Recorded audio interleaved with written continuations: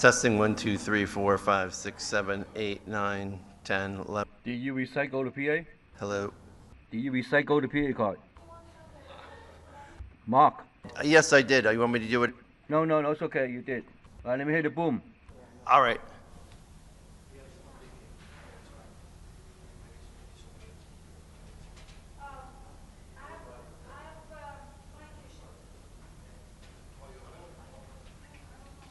Testing boom mic number 1. Test 1. Okay, boom 1's good. Okay.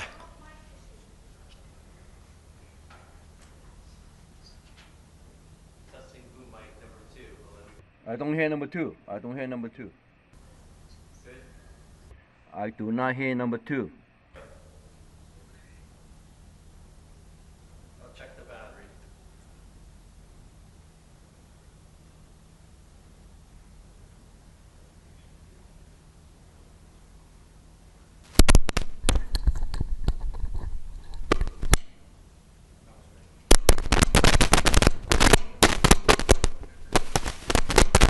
I might need a new cable. How's that sound? Crackly to me. Do you want me to come down and get a new cable?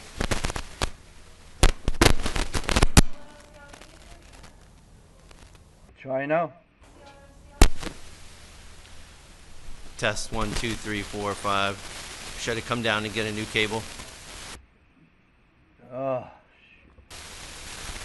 You sure it's the cable? Put that mic. Okay, use the other cable. Put this mic on that cable. I'm on.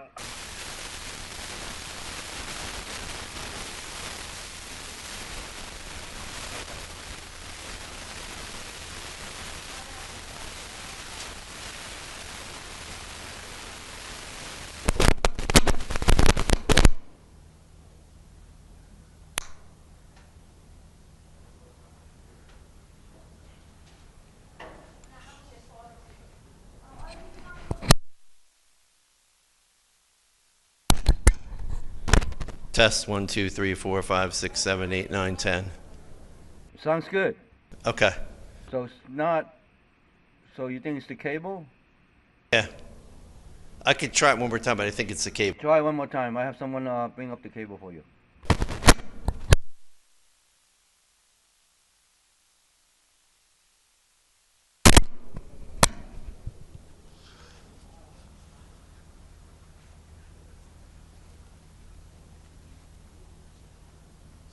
Hey Mark, headset. Get on a headset first. Get on a headset first. Okay, I'm here.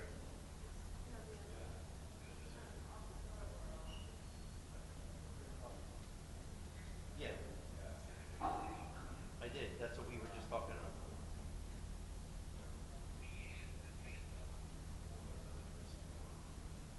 Okay, I'll try it again.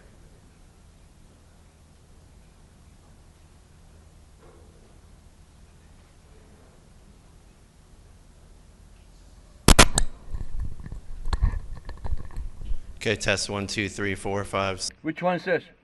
Test. This is 1 or 2? This is 2. This is 2. So let's go back to 1. All right.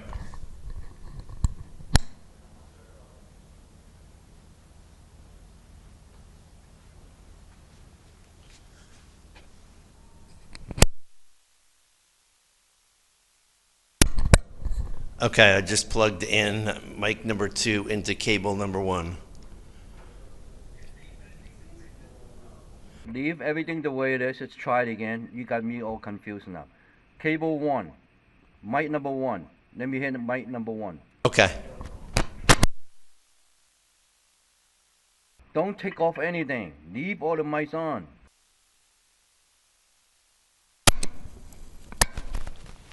Okay, this is mic number 1 with cable number 1. Okay, now go to number 2.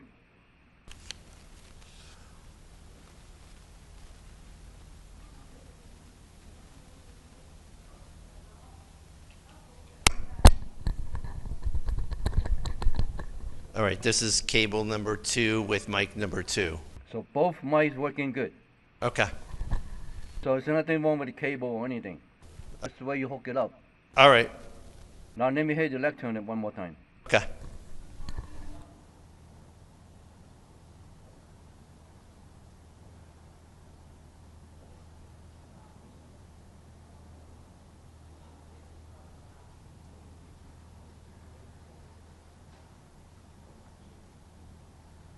And the white is good.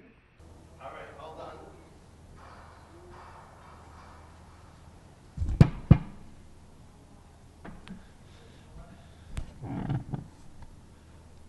Okay, testing the podium mic. Good morning. Okay, podium's good.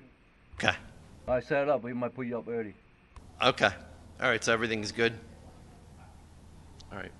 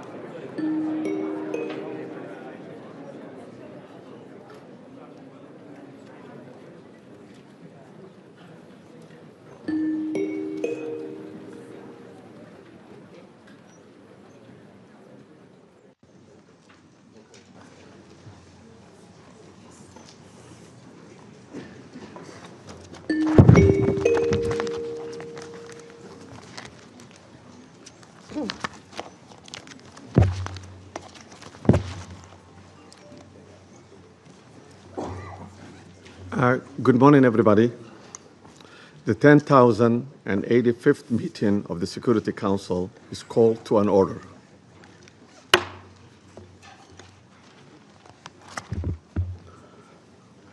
As this is the first formal meeting of the Security Council this year, I should like to extend my warm wishes on the new year to all members of the Security Council, the United Nations, and the Secretariat.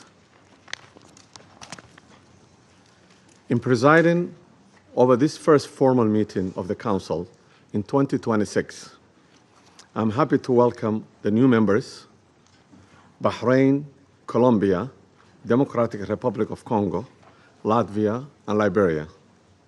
We look forward to their participation in the work of the Council. Their experience and wisdom will be invaluable assistance in the discharge of the Council's responsibility. I shall also take this opportunity to express the Council's gratitude to the outgoing members, namely Algeria, Guyana, Republic of Korea, Sierra Leone, and Slovenia, for their important contributions to the work of the Council during their terms. I shall also like to take this opportunity to pay tribute on behalf of the Council to His Excellency, Mr. Samuel Zobogar, a permanent representative of Slovenia, for his service as the President of the Council for the month of December.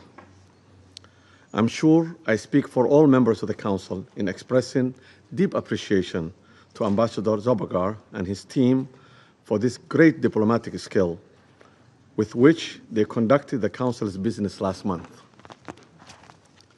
The provisional agenda of this meeting is the threat to international peace and security. The agenda is adopted. In accordance with Rule 37 of the Council's Provisional Rules of Procedure, I invite the representatives of Argentina, Brazil, Chile, Cuba, Eritrea, Islamic Republic of Iran, Mexico, Nicaragua, Paraguay, South Africa, Spain, Trinidad and Tobago, Uganda, and the Bolivarian Republic of Venezuela to participate in this meeting. It's so decided. In accordance with Rule 39 of the Council's Provisional Rules of the Procedure, I invite the following briefers to participate in this meeting. Ms. Rosemary DiCarlo, the Undersecretary General for the Political and Peace-Building Affairs. Mr. Jeffrey Sachs, President of UN Sustainable Development Solutions Network and Director of Center for Sustainable Development at Columbia University, and Ms. Mercedes de Freitas, Founder and Executive Director of Transparencia Venezuela. Is so decided. Security Council will now begin its consideration for item 2 of the agenda. I now give the floor to Ms. Rosemary DiCarlo. Thank you, Mr. President. Today, I'm going to deliver a statement from Secretary General Antonio Guterres, who was not able to be here this morning. Mr. President, members of the Security Council, we meet at a grave time following the 3 January United States military action in the Bolivarian Republic of Venezuela. The broad outlines of the events of Saturday have been widely reported. Early that day, U.S. forces were active across Caracas and in the northern states of Miranda, Aragua, and La Guaira. The extent of casualties resulting from these actions remains undetermined. In a statement on social media on Saturday, President Donald Trump announced the conduct of a, I quote, large-scale strike against Venezuela and its leader, President Nicolás Maduro, end quote.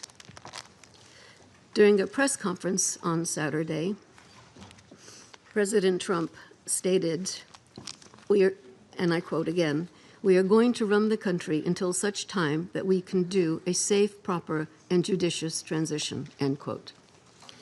The government of Venezuela has characterized the United States action as a military aggression carried out in civilian and military areas and as a flagrant violation of the Charter, posing a threat to international and regional peace and security.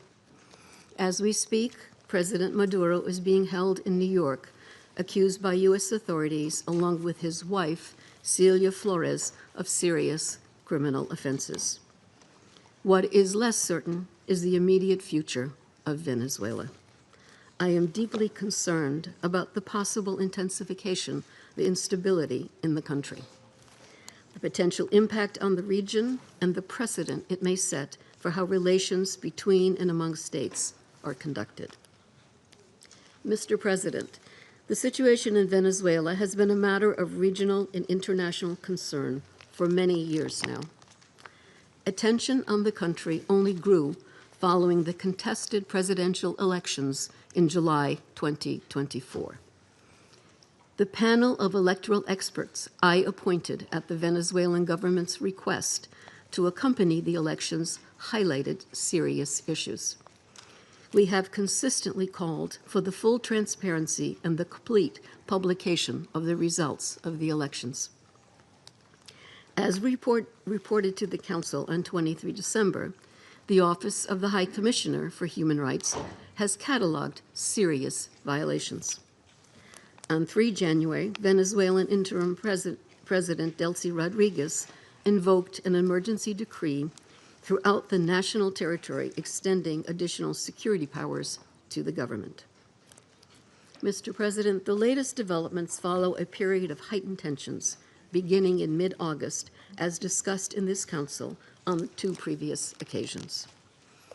I have consistently stressed the imperative of full respect by all for international law, including the Charter of the United Nations, which provides the foundation for the maintenance of international peace and security.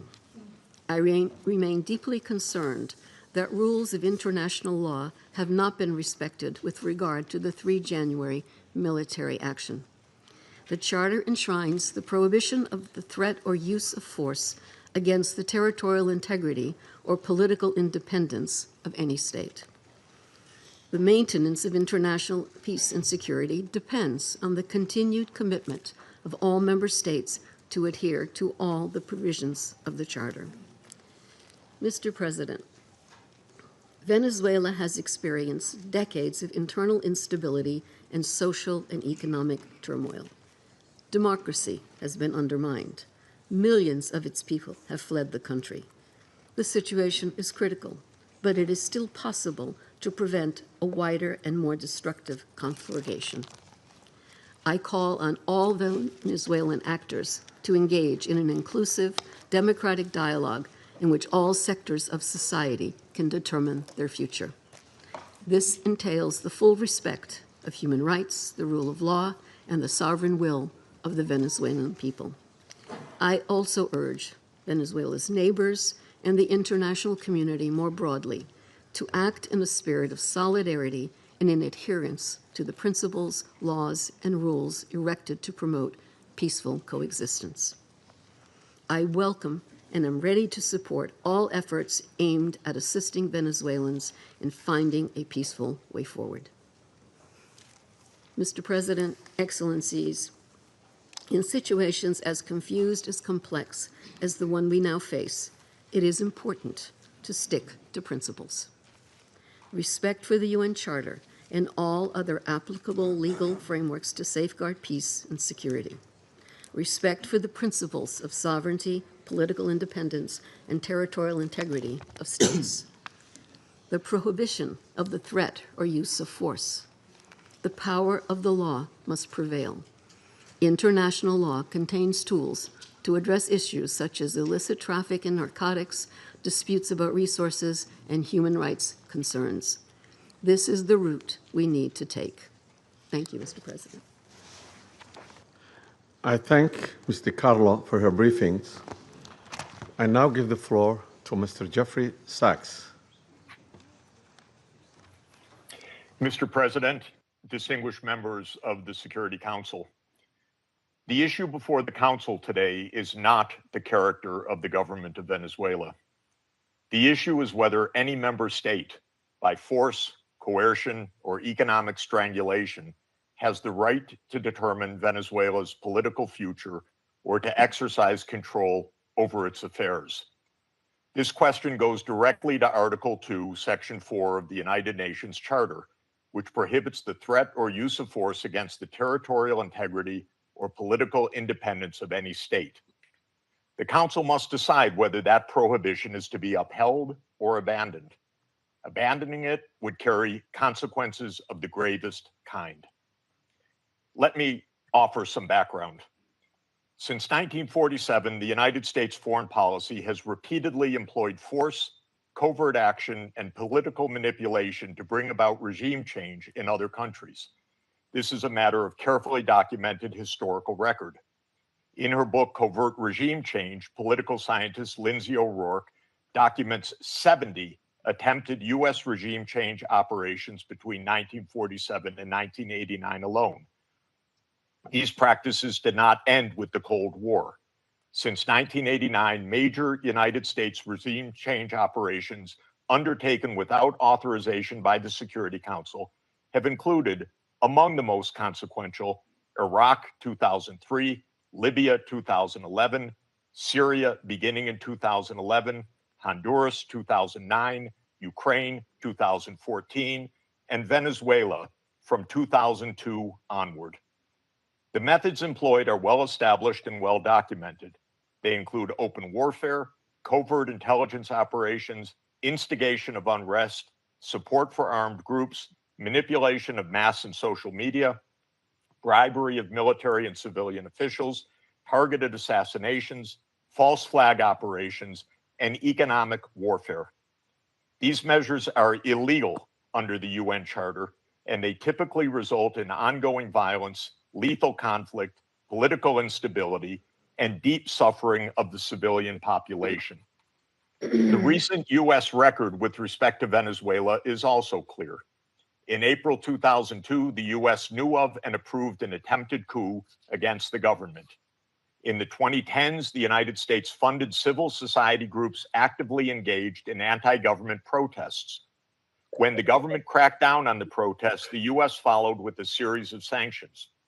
In 2015, President Barack Obama declared Venezuela to be, and I quote, an unusual and extraordinary threat to the national security and foreign policy of the United States. In 2017, at a dinner with Latin American leaders on the margin of the UN General Assembly, President Trump openly discussed the option of the US invading Venezuela to overthrow the government. During 2017 to 2020, the United States imposed sweeping sanctions on the state oil company PDVSA. Oil production fell by 75% from 2016 to 2020, and the real GDP per capita declined by 62%. The UN General Assembly has repeatedly voted overwhelmingly against such unilateral coercive measures. Under international law, only the Security Council has the authority to impose such measures. On the 23rd of January 2019, the United States unilaterally recognized Mr. Juan Guaido as interim president, and a few days later froze approximately $7 billion of Venezuelan sovereign assets held abroad and gave the designated authority over certain of these assets. These actions form part of a continuous U.S. regime change effort spanning more than 2 decades. In the past year, the United States has carried out bombing operations in 7 countries, none of which were authorized by the UN Security Council, and none of which were undertaken in lawful self-defense under the Charter. The targeted countries include Iran, Iraq, Nigeria, Somalia, Syria, Yemen, and now Venezuela. In the past month, President Trump has issued direct threats against 6 UN member states, including Colombia, Denmark, Iran, Mexico, Nigeria, and of course, Venezuela. Members of the Council are not called upon to judge Nicolás Maduro. They are not called upon to assess whether the recent U.S. attack and ongoing naval quarantine results in freedom or in subjugation. Members of the Council are called upon to defend international law, and specifically the UN Charter. The realist school of international relations, articulated most brilliantly by John Mearsheimer, accurately describes the condition of international anarchy as the tragedy of great power politics. Realism is therefore a description, not a solution for peace. Its own conclusion is that anarchy leads to tragedy. In the aftermath of World War I, the League of Nations was created to end the tragedy through the application of international law. Yet the world's leading nations failed to defend international law in the 1930s, leading to renewed global war. The United Nations emerged from that catastrophe as humanity's second great effort to place international law above international anarchy. In the words of the Charter, the UN was created, quote, to save succeeding generations from the scourge of war, which twice in our lifetime has brought untold sorrow to mankind. Given that we are in the nuclear age, failure cannot be repeated. Humanity would perish. There would be no third chance. To fulfill its responsibilities under the Charter, the Security Council should immediately affirm the following actions. The United States shall immediately cease and desist from all explicit and implicit threats or use of force against Venezuela. The United States shall terminate its naval quarantine and all related coercive military measures undertaken in the absence of authorization by the UN Security Council. The United States shall immediately withdraw its military forces from within and along the perimeter of Venezuela, including intelligence, naval, air, and other forward deployed assets positioned for coercive purposes. Venezuela shall adhere to the UN Charter and to the human rights protected in the Universal Declaration of Human Rights. The Secretary General, I recommend, should immediately appoint a special envoy mandated to engage relevant Venezuelan and international stakeholders and to report back to the Security Council within 14 days with recommendations consistent with the Charter, and the Security Council should remain urgently seized of this matter. All member states should refrain from unilateral threats, coercive measures, or armed actions undertaken outside the authority of the UN Security Council. In closing, Mr. President and distinguished members of the Council, peace and the survival of humanity depend on whether the United Nations Charter remains a living instrument of international law or is allowed to wither into irrelevance. That is the choice before this council today. Thank you very much. I thank Mr. Sachs for his briefings. I now give the floor to Ms. Mercedes de Freitas.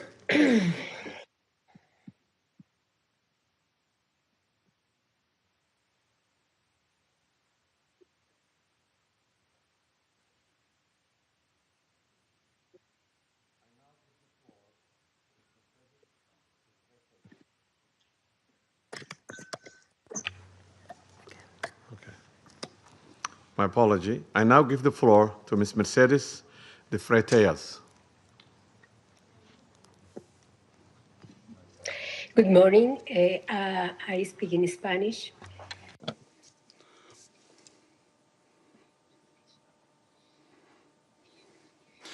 Good morning, ambassadors, representatives of states and governments. Thank you very much for giving me this opportunity to speak. Can you hear me? Can you hear me?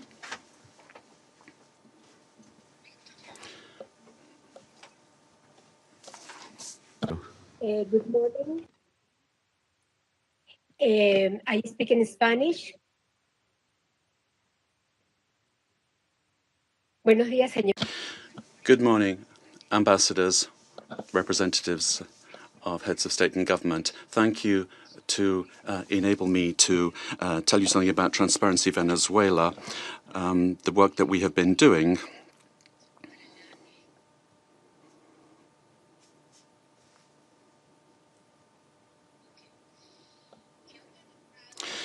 We have organized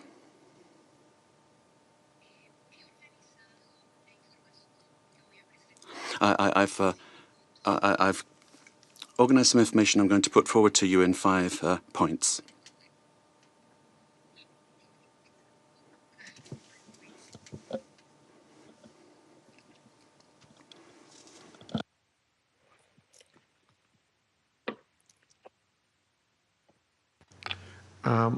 Continue. Bueno, he organizado la información que voy a presentar. I've arranged the information I'm going to give to you in around 5 points. Let me make the most of my time. First of all, one, the corruption in Venezuela is seen in 73 countries of the world. We have organized, we've seen hundreds of cases that we have documented over the years, more than 500, 600 cases in various countries.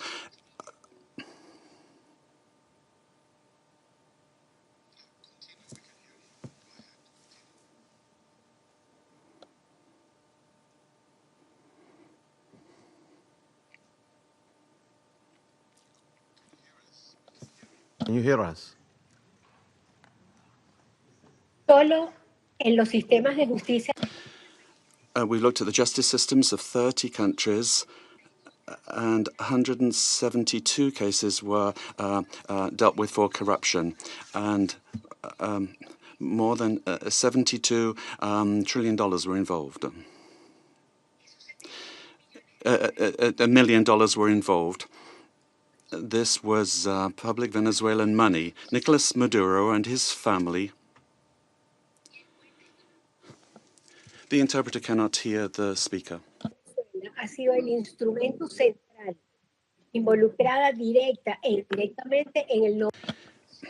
It was a system that was involved in 90% of the corruption cases. Point number 2. The national criminal organizations. The interpreter cannot hear the speech to provide sufficient interpretation. I apologize. Soportar, proteger y dirigir las operaciones ilícitas. Las economías ilícitas de oro, droga, extorsión y trata de personas alcanzaron en 2024 $8.000 billones. Can you hear us? Ms. Freitas? De la producción de oro, ¿sí? Can you hear us? The interpreters cannot hear you. Can you slow down and raise your voice a little bit? Hay un delay. There is a delay, says the speaker. The problem the interpreter is having is with the quality of the sound, which is insufficient for interpretation. It's not the speed. Sí, la oigo con delay. I'm hearing you, but with a delay, says the speaker. I can hear you, though. Please proceed now.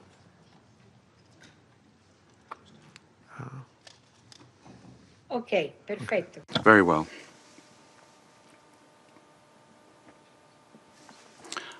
Point 2.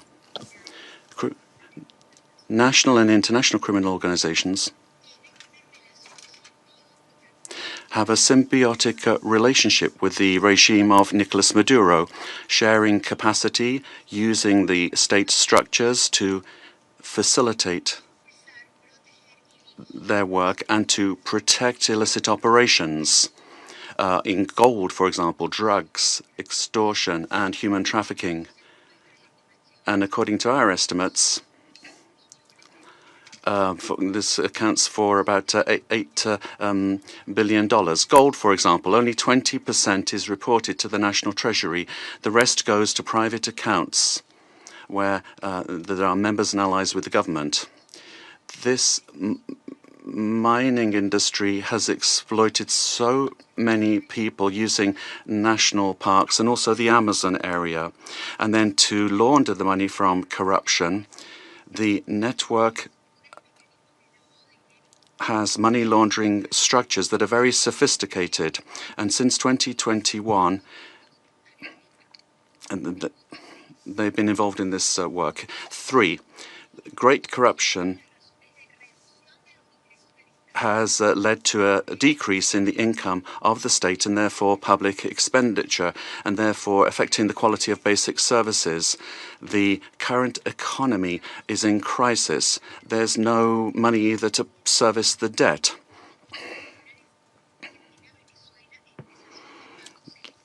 And Venezuela has been in technical default since 2017. We owe more than $15 million. 4, Venezuelans have had to learn to live with just a few hours of electricity per day in very many parts of the country. And we've learned to protect ourselves from daily extortion from the armed Colombian groups or the organized crime groups, but also elements of the state. So many families only have one meal per day below the calories that they need, affecting their nutrition, which is getting worse day by day. Humanitarian programs are not sufficient.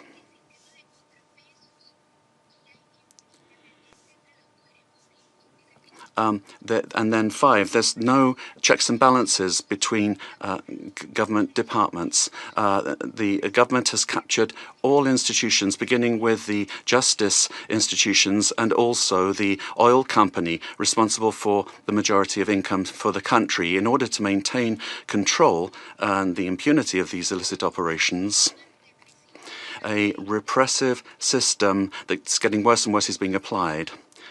And today, there are more than 1,000 political prisoners. At the end of the year, 26 people died during torture or because of a lack of medical care. United Nations has documented many of these cases. We need a transparent state that is accountable, that will guarantee the rule of law and human rights, that will protect public goods for everyone without privilege, a system that's autonomous and independent. We need investment in building capacity that will enable us to have a dignified life. We must respect the will of the Venezuelan people to live in peace and democracy. And finally, a request to you. Freedom for all political prisoners in the country. Thank you very much.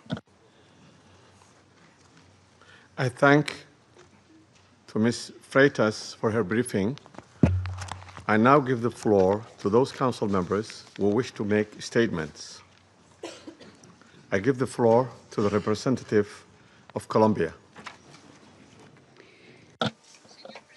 Mr. President, Colombia would like to thank Somalia in your quality as President of the Security Council for having quickly responded to our request to convene this emergency meeting, as well as thanking China and Russia for their support for holding of this meeting. And we wish you, Mr. President, a successful month managing the work of the Council at a particularly delicate time for international peace and security. I'd also like to thank Under-Secretary General for Political Affairs and Peace Building of the United Nations and the invited briefers. We thank them all for their briefings. This is the first time Colombia is taking the floor in the Security Council as a non-permanent member for the period 2026-2027. Colombia is taking on this responsibility with a deep sense of duty, and we are going to do this from the first day, defending international law and the purposes and principles enshrined in the United Nations Charter. International peace and security, the peaceful settlement of disputes, the prohibition of the use of force, sovereign equality, respect for the territorial integrity and political independence of all states.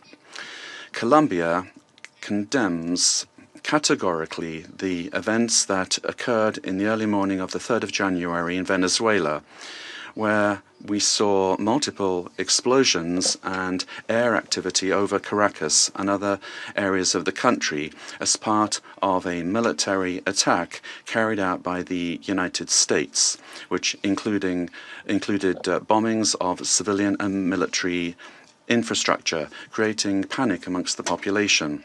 All of this represents clear violations of the sovereignty, political independence, and the territorial integrity of Venezuela. There is no justification whatsoever under any circumstances for the unilateral use of force to commit an act of aggression.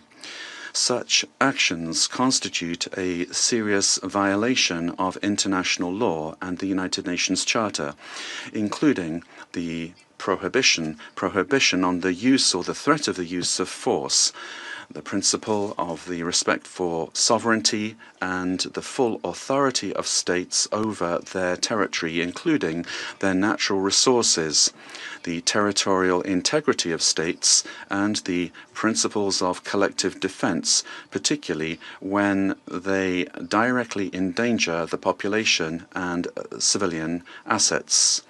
Defending these principles is not an option. Indeed, it's a common obligation that we have in order to preserve international peace and security. We need to remember that the provisions of the Charter allow for the use of force only under exceptional circumstances, in legitimate defense in the face of an armed attack, or when there is an express authorization by this Council in accordance with Chapter 7. And even in those cases, this does not amount to assuming political control of another state.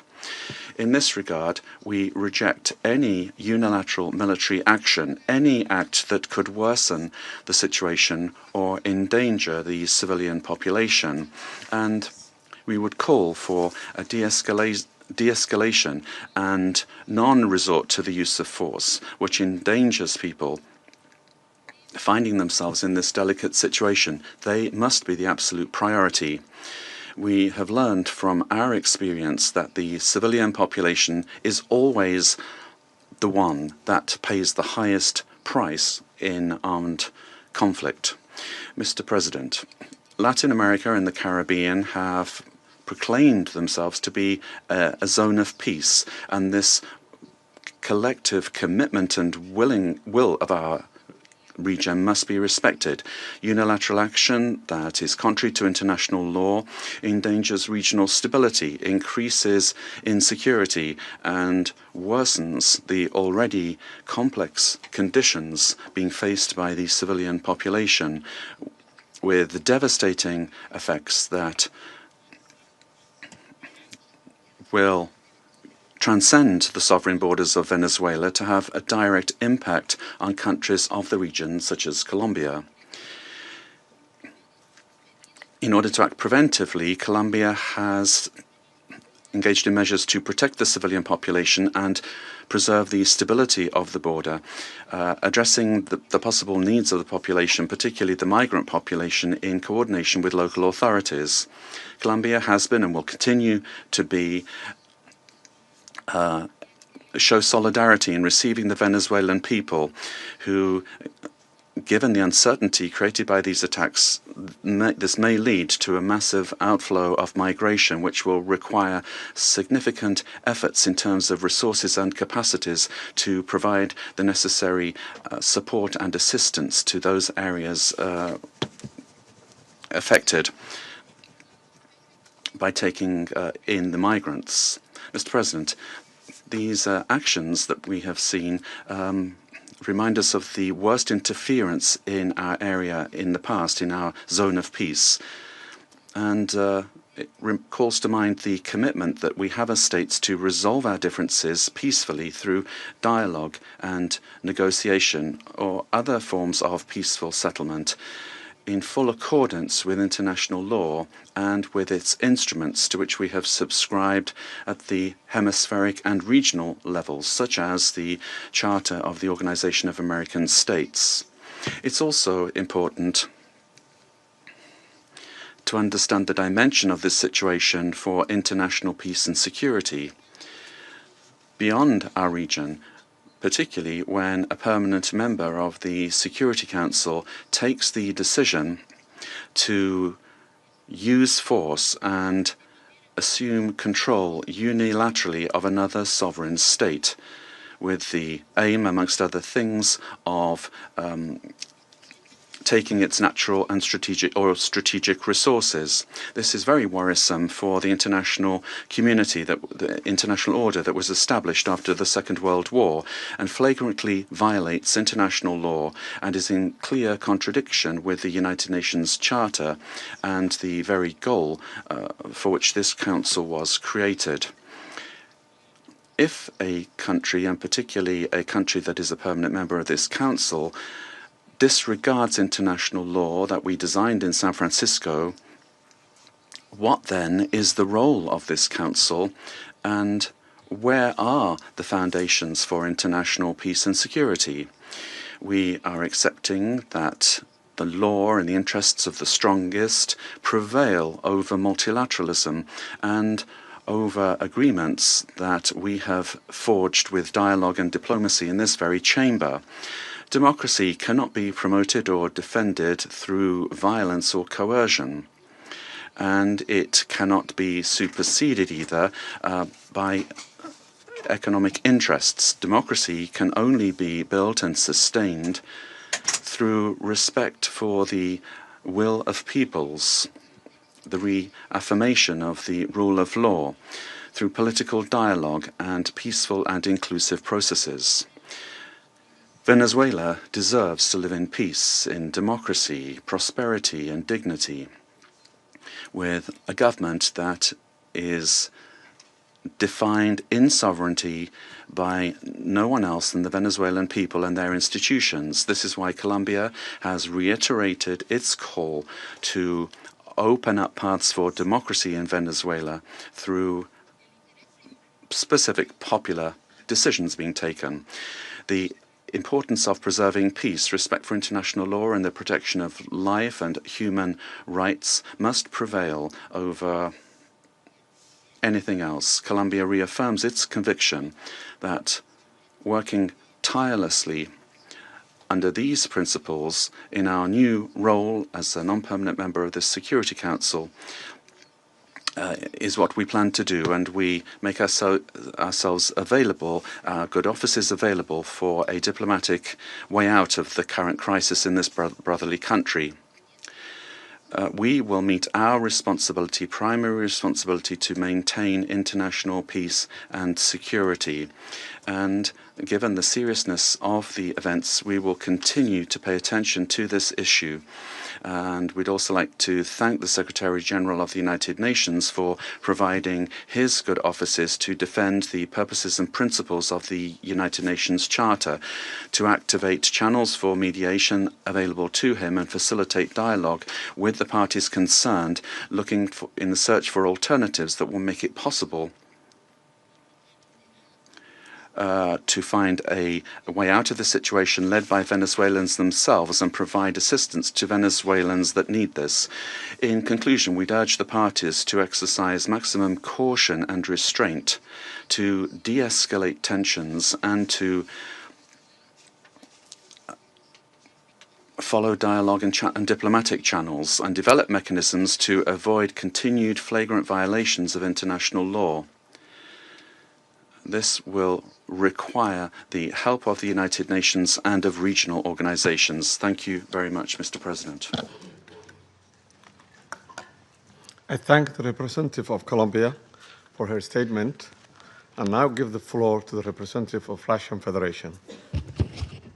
Mr. President, first and foremost, we wish to congratulate you on your accession to the presidency of the Security Council.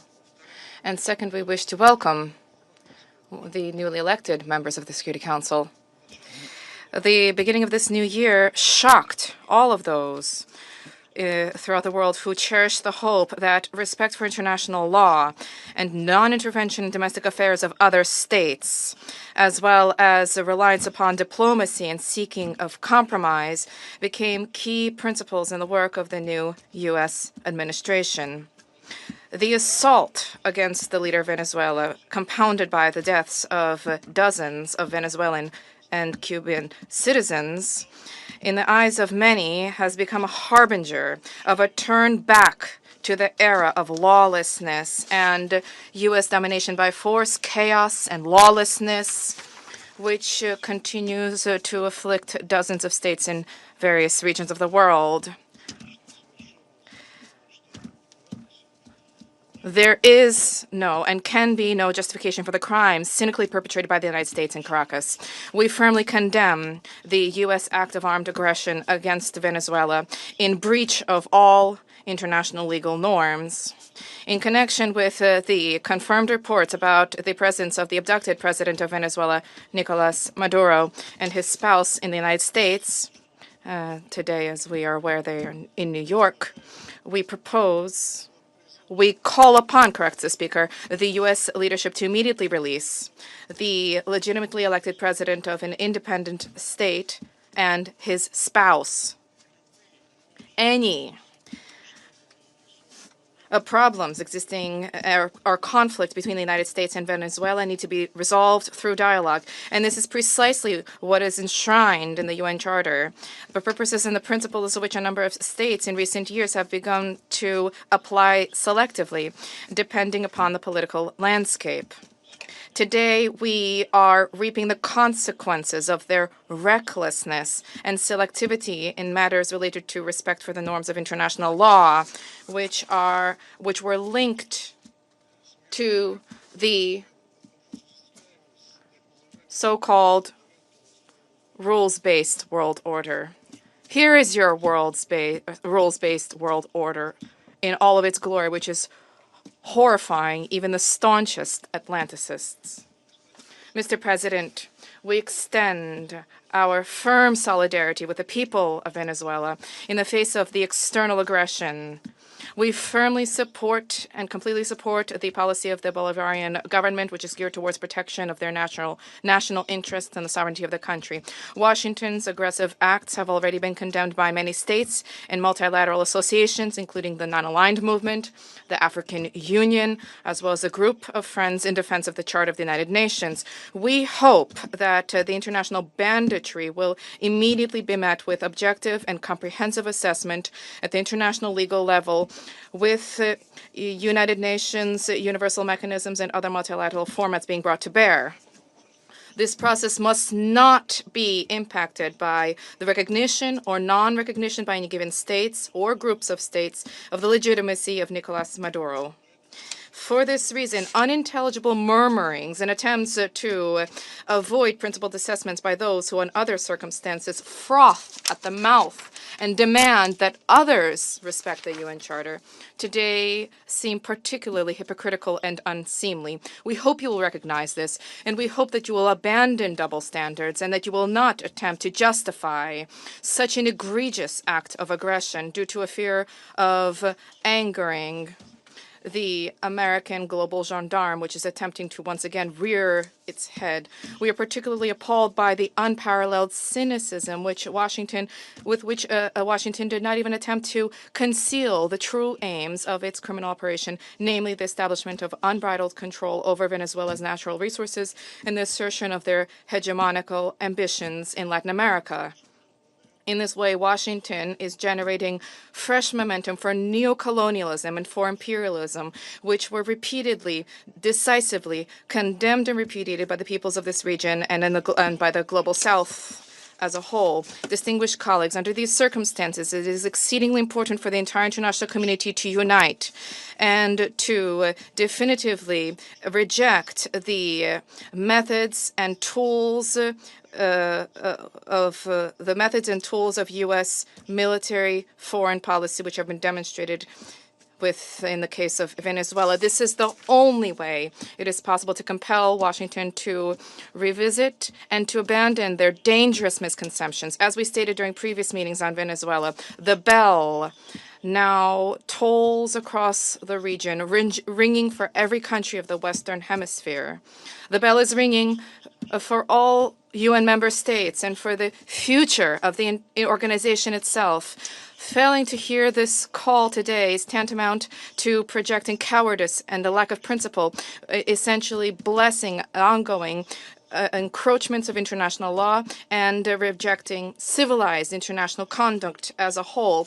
We cannot allow the United States to proclaim itself as some kind of a supreme judge which alone bears the right to invade any country, to label culprits, to hand down and to enforce punishments, irrespective of notions of international law, sovereignty, and non-intervention. Is this the world we sought to attain as we marked the 80th anniversary of the adoption of the Charter of the United Nations, when we all signed on to the relevant Security Council presidential statement? Is this the aim of United Nations reform, which we all advocate? Or has the United Nations and Security Council thereof, do they no longer exist? And is there need now to seek from Washington a patent to rule, so to speak? And is the self-determination of every person's and their right to determine their future worthless? These are the questions that we all must address today. And if this response is sincere, if it is principled, then perhaps the U.S. leadership, too, which openly has asserting intention to run another country for the benefit of the United States, they will perhaps glance at their own constitution, their constitution of the United States, which begins with the words, "We the people of the United States," and will begin, in fact, to recognize the sovereignty of other states rather than deposing inconvenient regimes. Thank you. I thank the representative of Russian Federation and now give the floor to the representative of China. President, China supports the Security Council holding an emergency meeting regarding the United States military strikes on Venezuela. And thanks USG DiCarlo for reading out the briefing of the Secretary General Guterres. I have listened carefully to the statements of the briefers, and we welcome to this meeting the permanent representative of Venezuela and representatives of other countries. On January the 3rd, the United States blatantly launched large-scale military strikes against Venezuela, forcibly seized Venezuelan President Nicolás Maduro and his wife, and took them out of the country. It claimed that it will run Venezuela and even didn't rule out launching a second round of military operations on an even larger scale. China is deeply shocked by and strongly condemns the unilateral, illegal, and bullying acts of the U.S.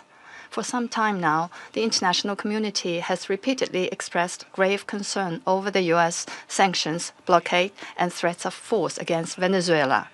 The Council convened 2 emergency meetings, during which Secretary General Guterres, many Council members, and countries in the region and beyond unanimously called for abiding by the UN Charter and the international law, maintaining calm and restraint, resolving disputes peacefully, de-escalating tensions, and safeguarding regional stability. However, as a permanent member of the Council, the U.S. has disregarded the grave concerns of the international community, wantonly trampled upon Venezuela's sovereignty, security, and legitimate rights and interests, and seriously violated the principles of sovereign equality, non-interference in internal affairs, peaceful settlement of international disputes, and the prohibition of the use of force in international relations.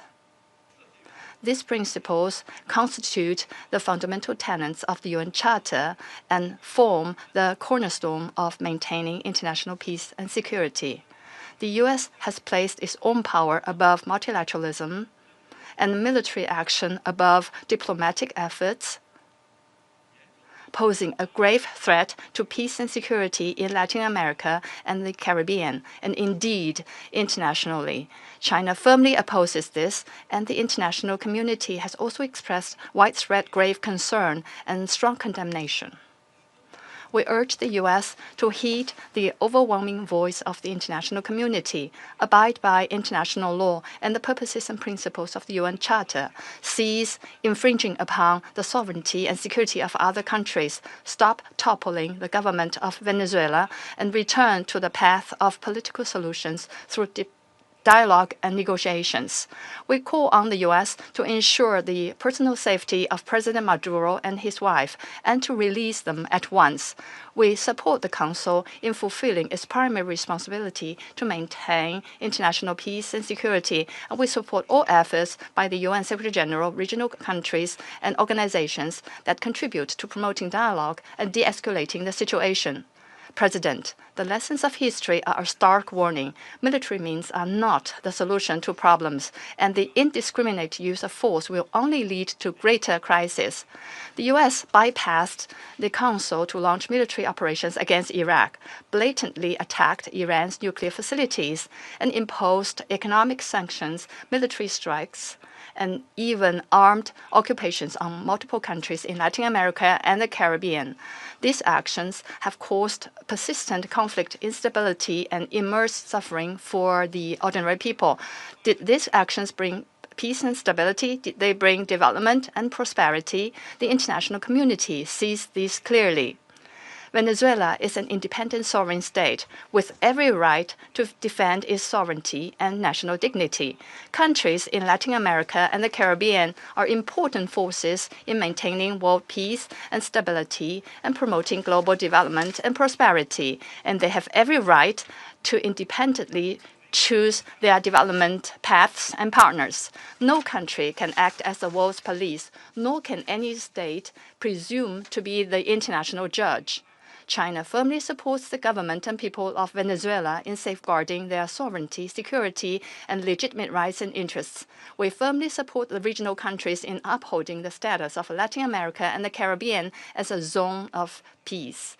We demand that the United States change its course, cease its bullying and coercive practices, and develop relations and cooperation with regional countries on the basis of mutual respect, equality, and non-interference in international affairs.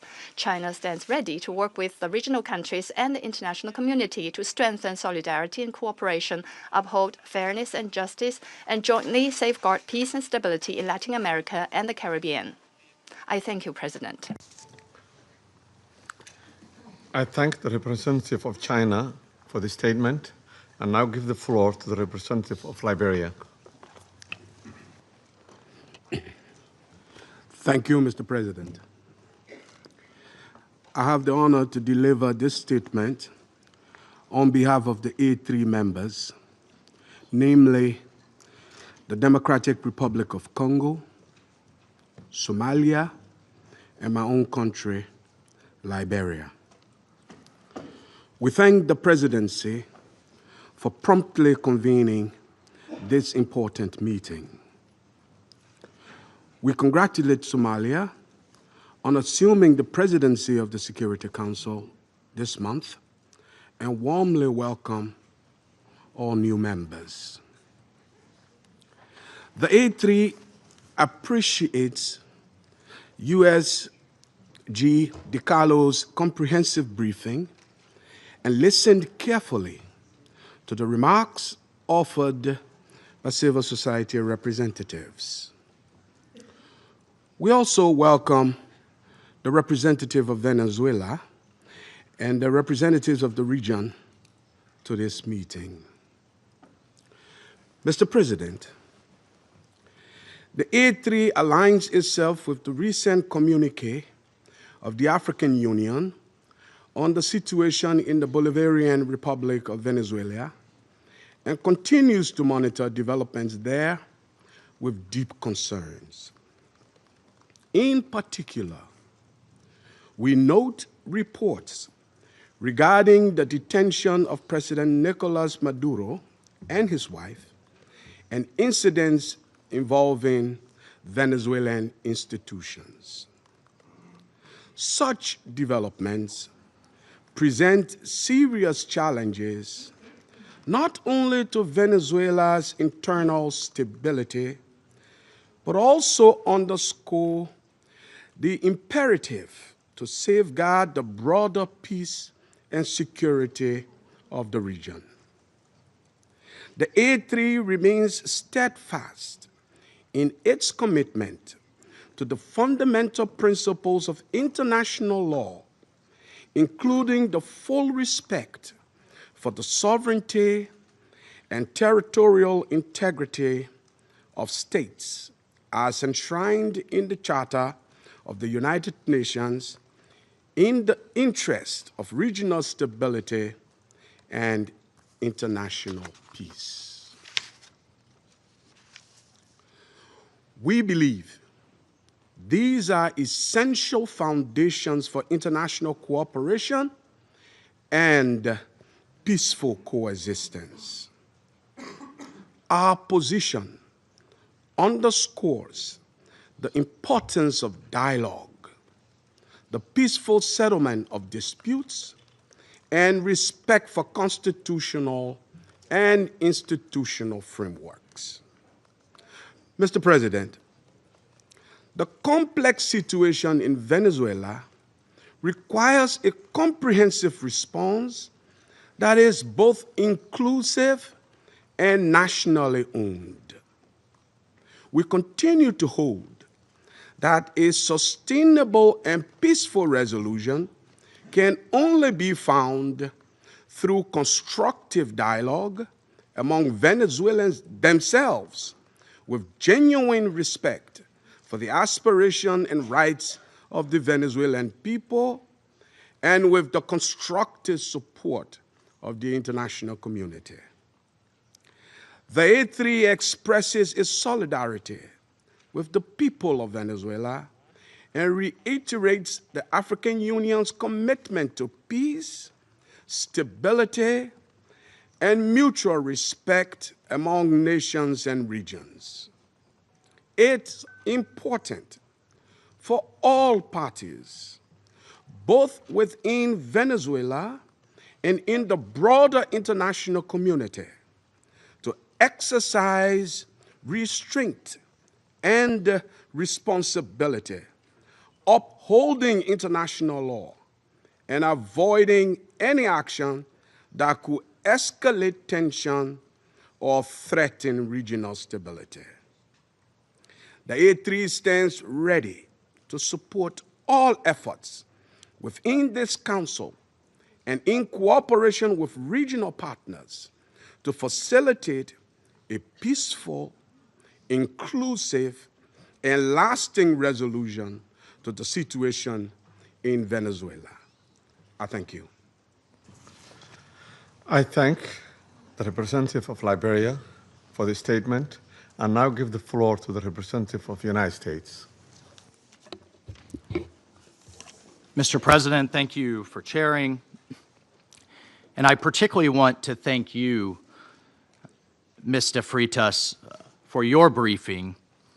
And I'll point out that Mr. Freitas is in exile, having fled the regime. Thank you for your courage, and thank you for shedding a light on the true atrocities of the illegitimate Maduro regime. This past weekend, colleagues, the United States successfully carried out a surgical law enforcement operation facilitated by the U.S. military against two indicted fugitives of American justice, narco-terrorist Nicolás Maduro and Cilia Flores.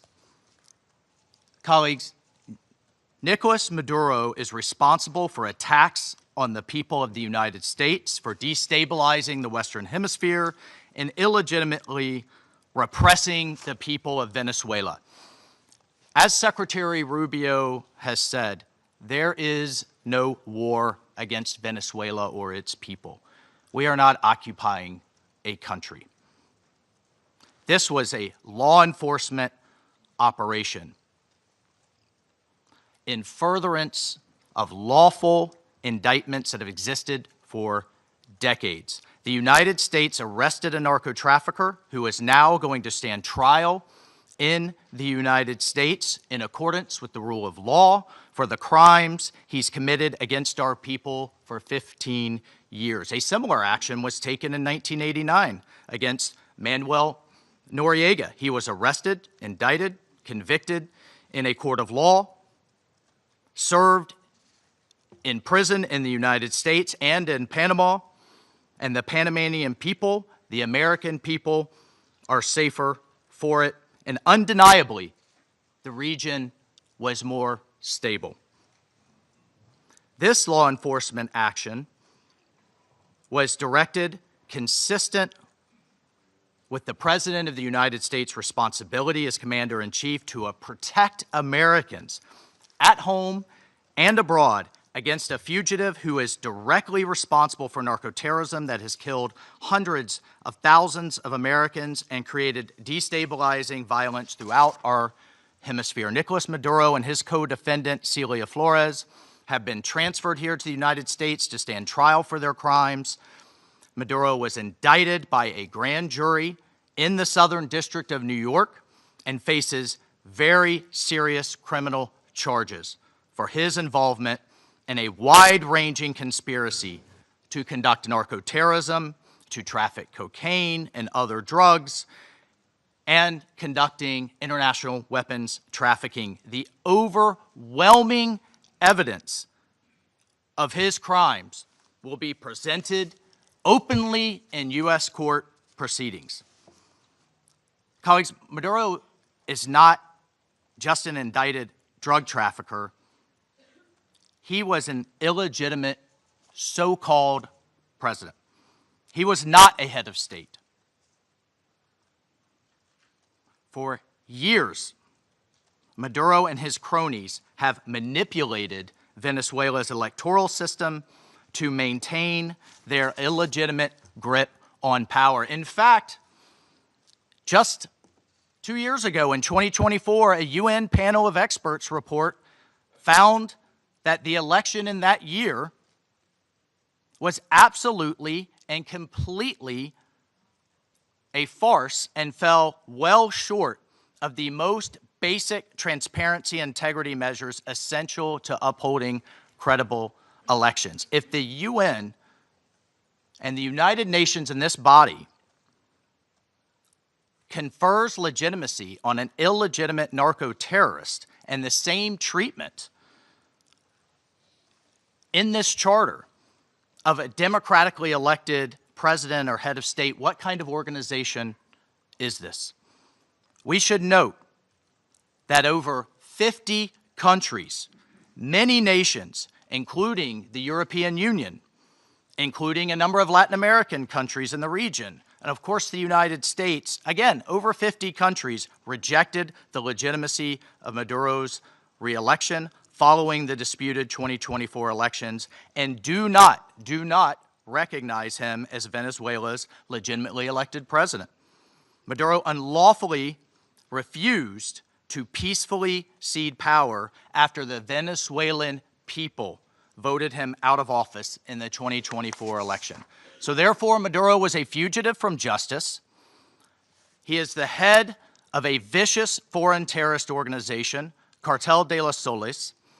This regime-sponsored enterprise coordinates with and relies on other vicious criminal organizations, namely Tren de Aragua, again, among others, to carry out its objective of using illegal narcotics as a weapon against the United States. And for its part, Tren de Aragua is a designated foreign terrorist organization with thousands of members, many of whom have unlawfully infiltrated the United States and are conducting irregular warfare and undertaking hostile actions against the American people and against the United States. It's terrorizing criminals commit brutal crimes, including murders, kidnappings, extortions, and human, drug, and weapons trafficking.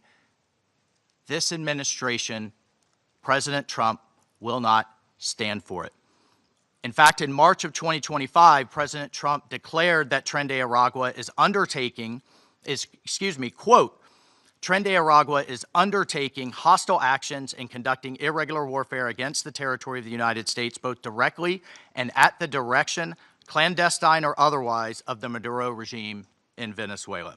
Maduro and his cronies have partnered with some of the most violent and prolific drug traffickers and narco-terrorists in the world for decades, facilitating the flood of illegal drugs coming in the United States, estimated to be several hundred tons annually.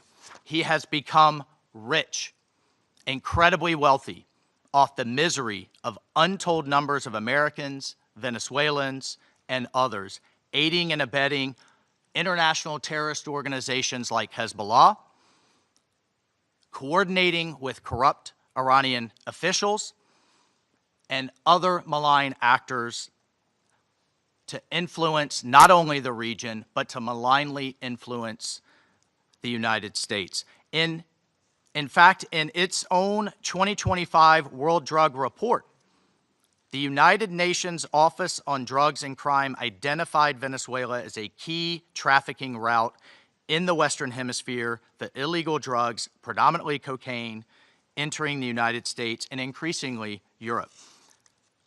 As Secretary Rubio stated just yesterday, this is the Western Hemisphere. This is where we live. And we're not going to allow the Western Hemisphere to be used as a base of operation for our nation's adversaries and competitors and rivals of the United States.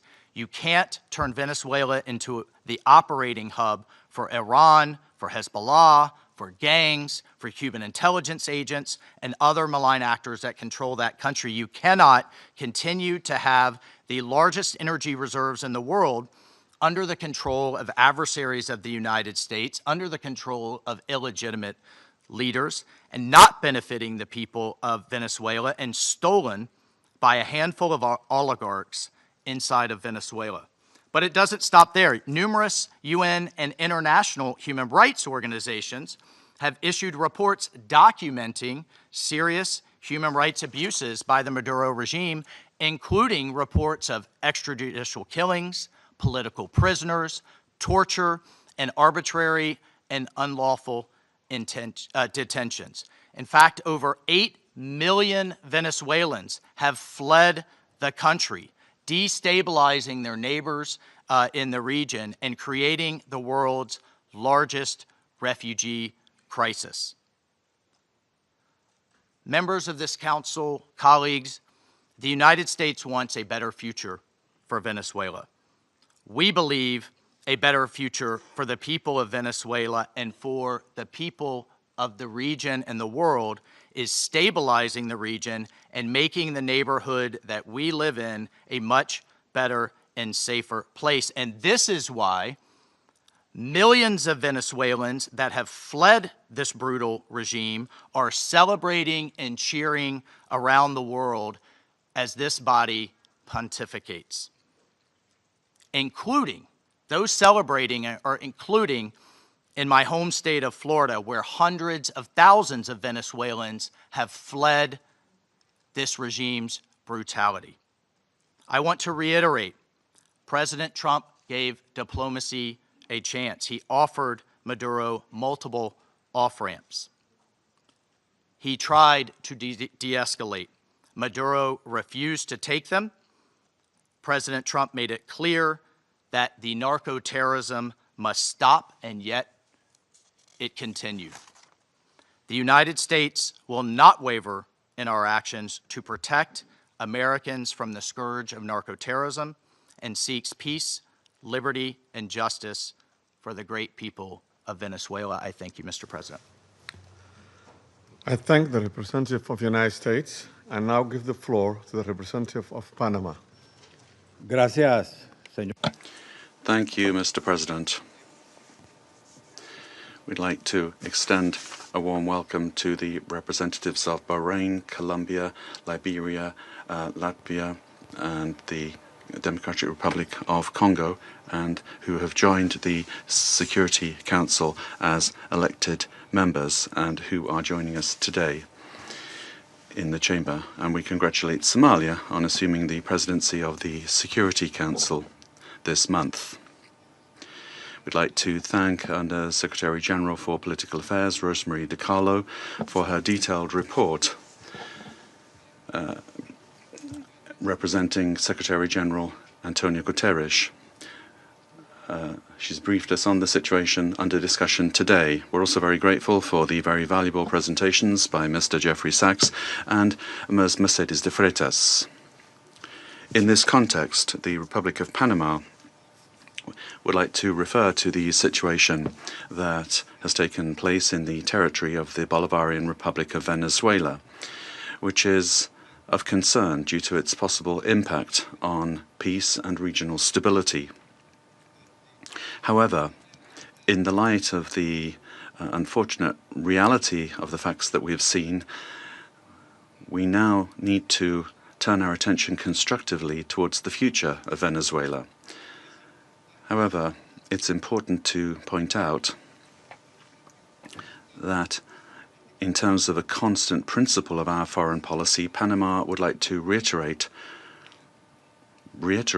our unfailing commitment to multilateralism, to the sovereignty of states, and to the unrestricted respect for international law, especially the principles enshrined in the United Nations Charter, including non-intervention, respect for territorial integrity, and the prohibition of the use of force. This is mentioned in Article 2 of the United Nations Charter.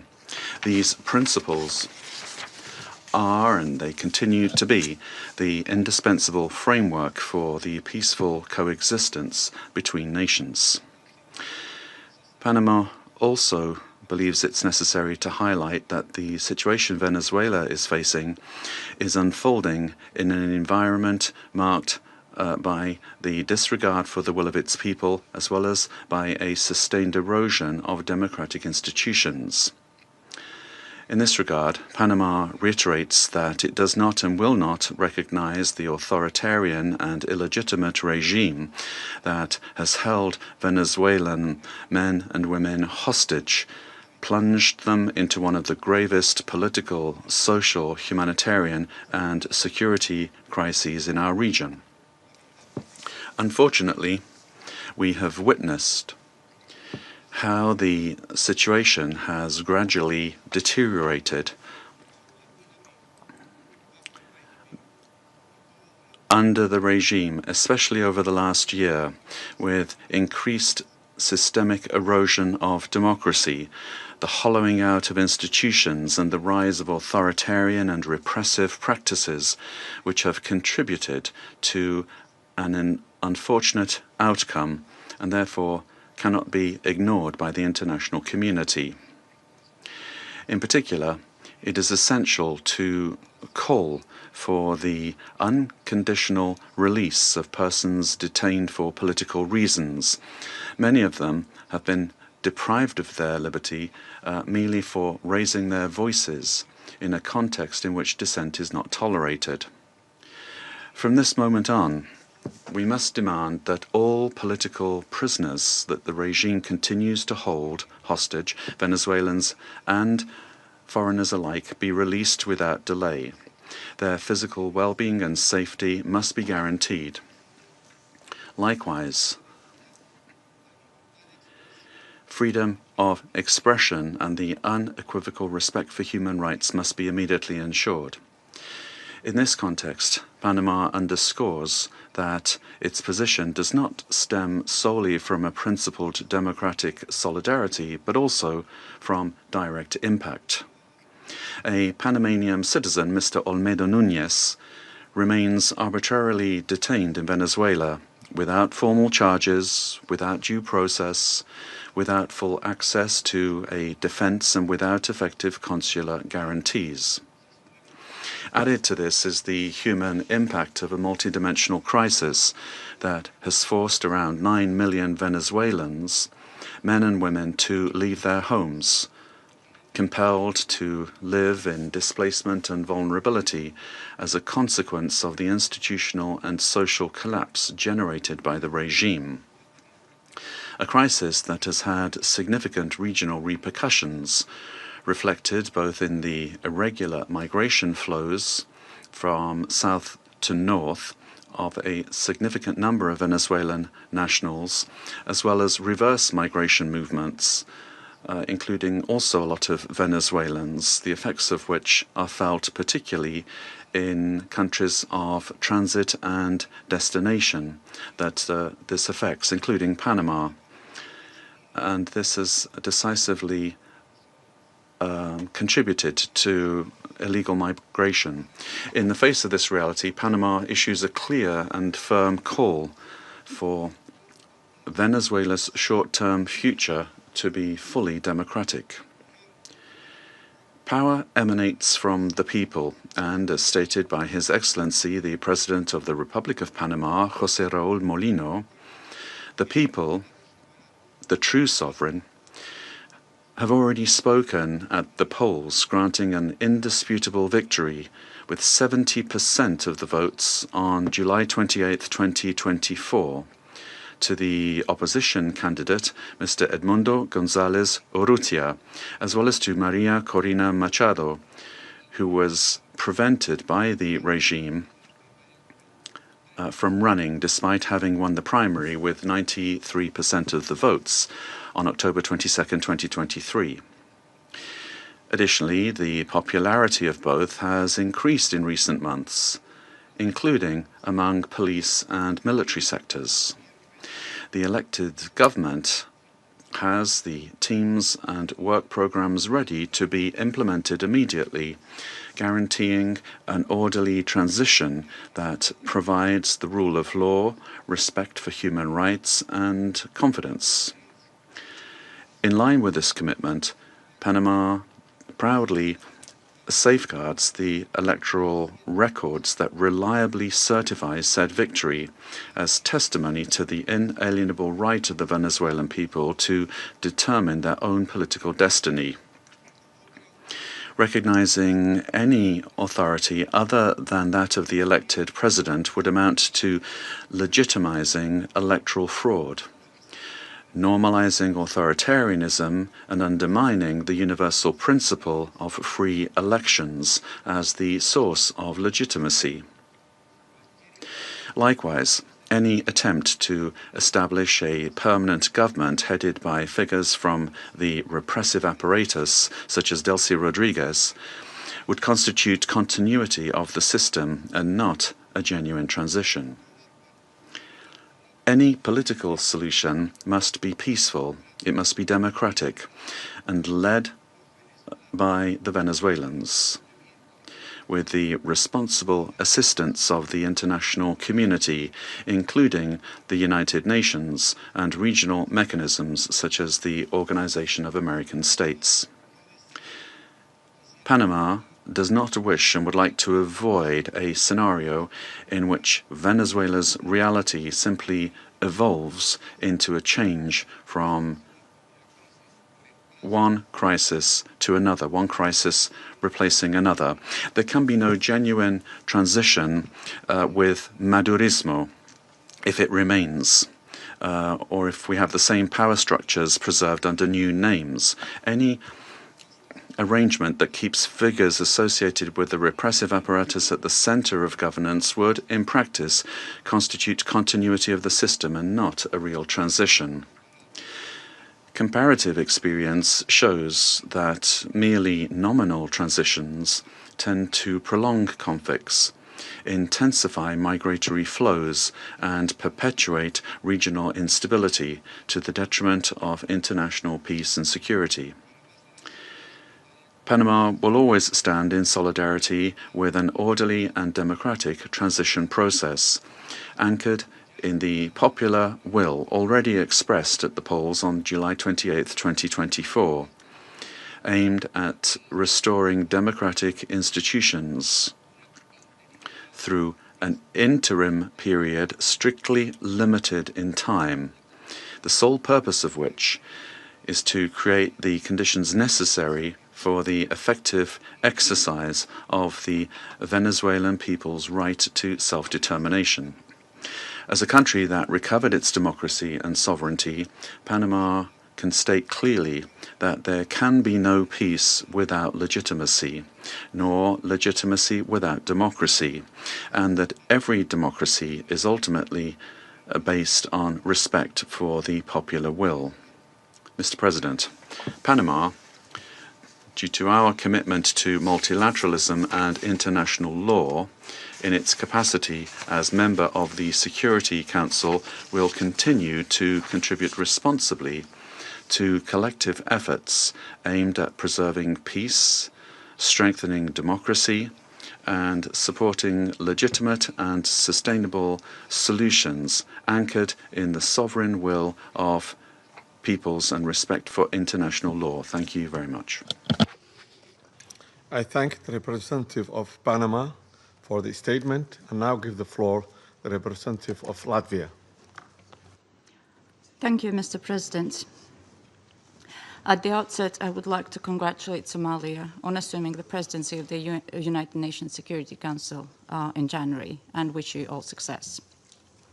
Latvia takes its seat on the Council with a profound sense of honor and responsibility for this role. And let me thank Under-Secretary General Rosemarie DiCarlo for today's briefing on behalf of the Secretary General, and I thank the invited briefers. The Security Council bears primary responsibility for the global efforts to uphold peace, security, and rule of law worldwide. Latvia recalls that under all circumstances, the principles of international law and the UN Charter must be upheld. All efforts now focus on ensuring de-escalation and stability in Venezuela based on inclusive dialogue and broad societal support. Latvia encourages all relevant actors to prioritize diplomatic efforts and work collectively towards a peaceful, democratic, and sustainable future for Venezuela. Latvia stands in solidarity with the people of Venezuela and their right to freedom and democracy, rights that were not respected by the Maduro regime during 2024 presidential elections and before, and which remain unmet to this day. The regime of Nicolás Maduro was rooted in mass repression, corruption, organized crime, including drug trafficking, and posed a grave threat to security of the region and the world. It has repeatedly violated the UN Charter and undermined international law, including through open support for Russia's aggression against Ukraine.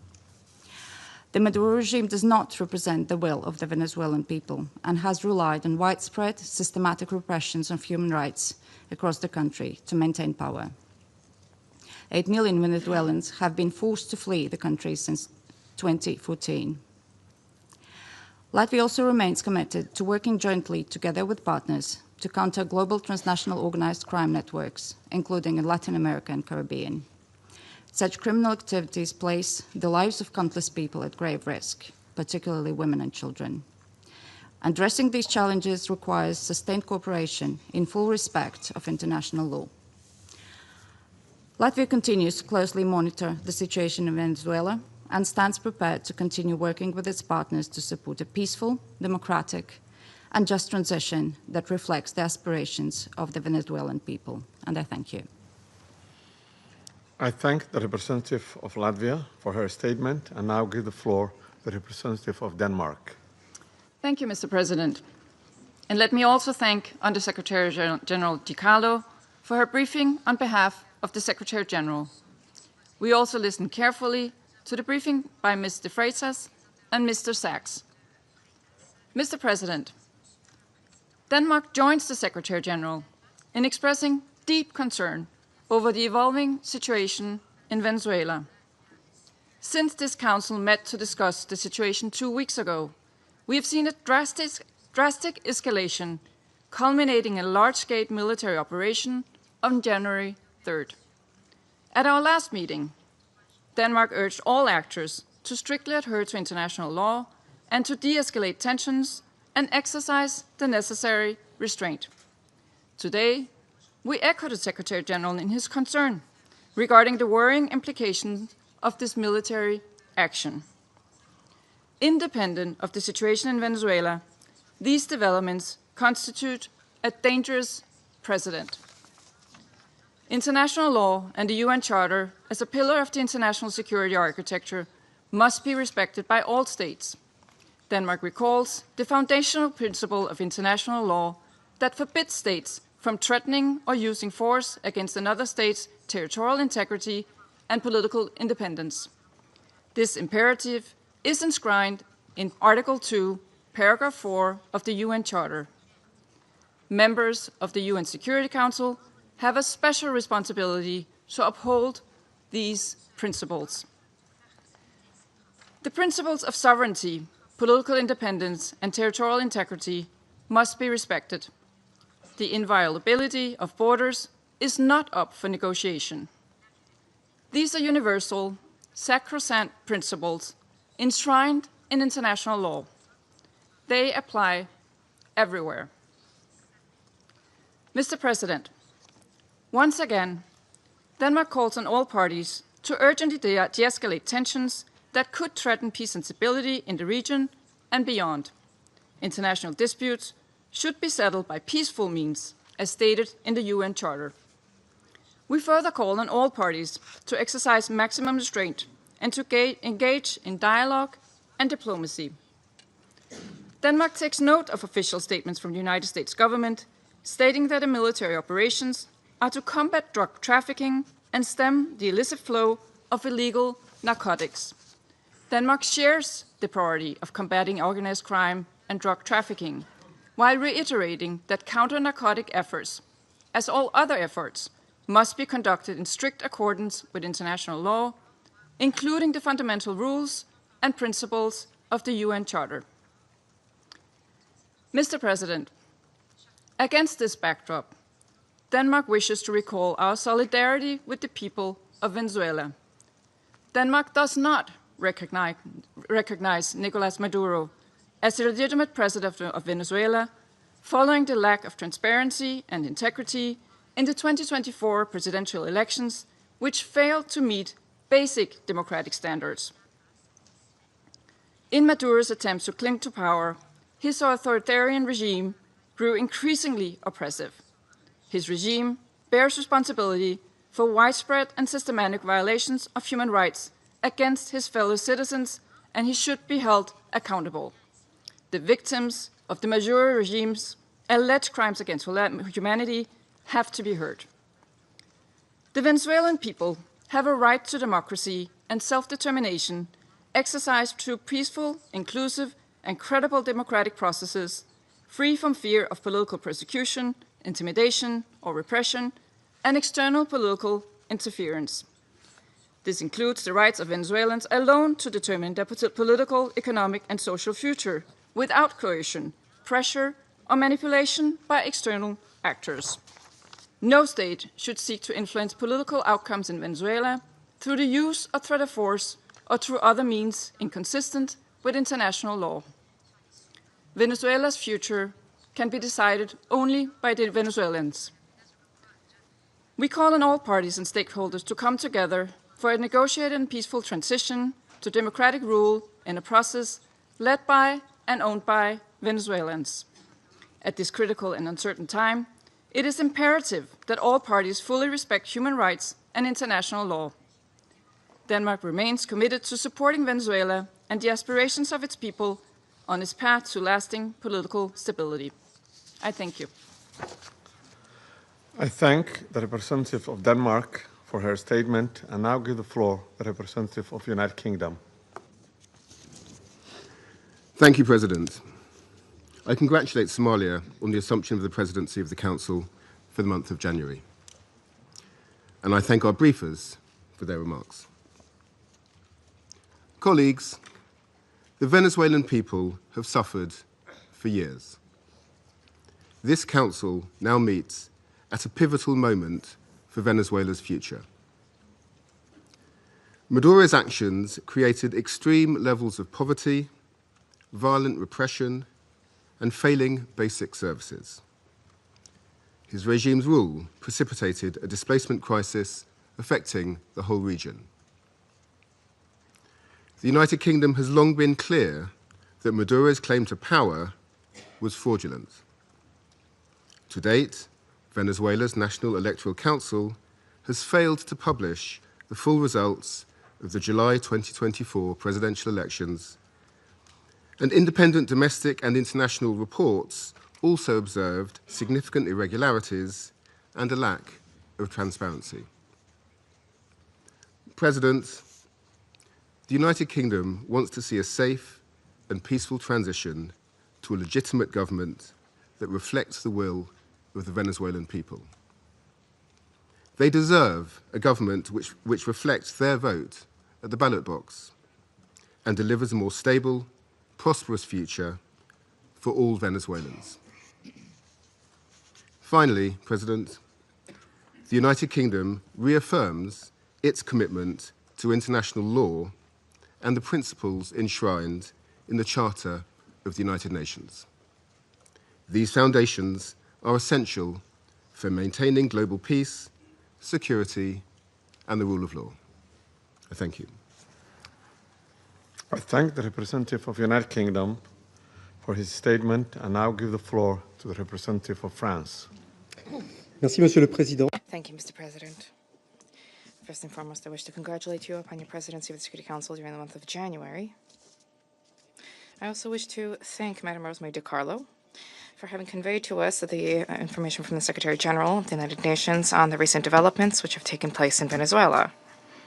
Mr. President, France has continued to stand in solidarity with the Venezuelan people as they face the crisis that has been plaguing them for far too many years, specifically, and in particular, since the summer of 2024. On the 20th of July, 2024, the Venezuelan people exercised their right to vote peacefully in order to shape the future of their country. Their right to choose their leaders, nonetheless, has been stripped away from the people by Nicolás Maduro. Must we recall the facts? The electoral process has been was marred by numerous irregularities, and the final counting of votes was marred by a flagrant lack of transparency. In light of the democratic aspirations of the Venezuelan people, Nicolás Maduro has systematically responded with the repression of dissident voices, of members of the opposition, and of civil society, as well as with numerous arbitrary detentions. France has always expressed itself with clarity about the fact that these practices are unacceptable and that respect for human rights must be upheld. Mr. President, the military operation which has led to the capture of Nicolás Maduro runs counter to the principle of peaceful dispute resolution and runs counter to the principle of non-use of force. the proliferation of violations of the Charter of the United Nations and of violations of international law by states vested with responsibility as permanent members of the Security Council chips away at the very foundation of the international order. Contravening the principles of the Charter, including the principle of respect for independence and the territorial integrity of states, undermines the foundation of the United Nations and weakens international peace and security. France remains faithful and committed to respect for the Charter of the United Nations and of the principle of peaceful dispute resolution. We have an obligation to uphold these principles at all times and in all places. Respect for these principles is indispensable. Mr. President, France wishes to reiterate our commitment to respect for the will of the Venezuelan people. The transition which is currently being opened up for Venezuela needs to be peaceful and democratic and carried out in a manner which respects the choice of the Venezuelan people, a sovereign people. This transition must be led by and for the Venezuelans. France stands ready, alongside states in the region and our partners at the European Union, to uphold dialogue with a view to the restoration of the free democratic expression in Venezuela. We stand ready to support regional stability. This also needs to be the role of the Security Council. Thank you. I thank the representative of France for the statement and now give the floor to the representative of Bahrain. Sayyid Rais, Awaddu Bidayat. Mr. President, I wish to take this opportunity to congratulate first and foremost the Federal Republic of Somalia on its presidency of the Security Council during this month of January. We wish you every success. We also wish to take this opportunity to thank delegations whose mandate at the Council ended, namely Algeria, Guyana, the Republic of Korea, Sierra Leone, as well as Slovenia. We wish to thank them for their significant contributions to the attainment of the goals and the mission of the Council. I also wish to thank Madam Rosemary DiCarlo, Undersecretary General for Political and Peace-Building Affairs, for her valuable briefing related to the latest developments which have taken place at in the Bolivarian Republic of Venezuela, and I wish to thank other briefers as well. We appreciate the reaffirmation by His Excellency the Secretary General of the United Nations, reaffirmation of the commitment to the fundamental principles of the Charter of the United Nations, a commitment to the peaceful diplomatic resolution of disputes. The Kingdom of Bahrain supports the call of the Secretary General for all stakeholders in Venezuela to engage in inclusive dialogue which guarantees respect for international law, and this in order to ease tensions, to preserve regional stability, and to avoid any potential adverse repercussions for security and stability in the region. The Kingdom of Bahrain also extends its support for efforts undertaken at the regional and international levels in order to reduce tensions and to enhance diplomatic means in order to provide for international peace and security. The Kingdom stresses the importance of the promotion of international cooperation in order to support all regional and international efforts which are geared towards combating international organized crime, trafficking in drugs, as well as scourges which are related to this. This undermines the stability of societies, undermines achievement of sustainable development. Therefore, these issues need to be dealt with in accordance with international relevant conventions. By way of conclusion, the Kingdom of Bahrain reaffirms our support for regional and international efforts to achieve a political, lasting solution in the Bolivarian Republic of Venezuela. This needs to be achieved through regional cooperation and with respect for national sovereignty. The goal is to provide for security and stability in Venezuela, to avoid risks of conflict and division, to protect civil peace, and to contribute to the preservation of regional security and stability, as well as international peace and security. Thank you, Mr. President. I thank the representative of Bahrain for the statement and now give the floor to the representative of Pakistan. Thank you, Mr. President. Allow me to begin by congratulating Somalia on its assumption of the presidency for this month and assuring you of my delegation's full support and cooperation. We welcome the new members joining the Council. I thank Undersecretary General Rosemary DiCarlo for reading out the remarks of the Secretary General and the valuable briefing. We also take note of the views shared by Mr. Jeffrey Sachs and Ms. Mercedes de Freitas. I welcome the participation of the permanent representative of Venezuela alongside the representatives of other countries from the region and beyond in the meeting. Mr. President, Pakistan views the recent developments in Venezuela with profound concern. In a world already beset by multiple crises, escalating tensions and instability in the Caribbean do not augur well for regional and international peace and security. The UN Charter enjoins us to refrain from the threat or use of force against the territorial integrity or political independence of any state. The UN Charter also binds member states to sovereign equality, non-interference in the internal affairs of others, and settlement of international disputes by peaceful means. Unilateral military action contravenes these sacrosanct principles and the doctrine of sovereign immunity. Such actions set dangerous precedents that risk eroding the foundations of the global legal framework. They also fuel instability, which, as history has shown time and again, can lead to unpredictable and uncontrollable outcomes for years to come. Mr. President, at this critical juncture, the path forward must be one of dialogue and diplomacy. Durable solutions to political differences can only be found through peaceful means, with full respect for the will of the Venezuelan people, free from any external interference. We hope that Latin American and the Caribbean region, as a zone of peace, will remain free from conflict and confrontation and continue its march towards enhanced regional cooperation and improved prosperity for the people. We urge all parties to exercise maximum restraint, de-escalate tensions, pursue peaceful coexistence, refrain from any actions that could exacerbate the volatile situation, and engage in dialogue, including by utilizing the sincere offers of mediation. The good offices of the Secretary General also always remain available for that purpose.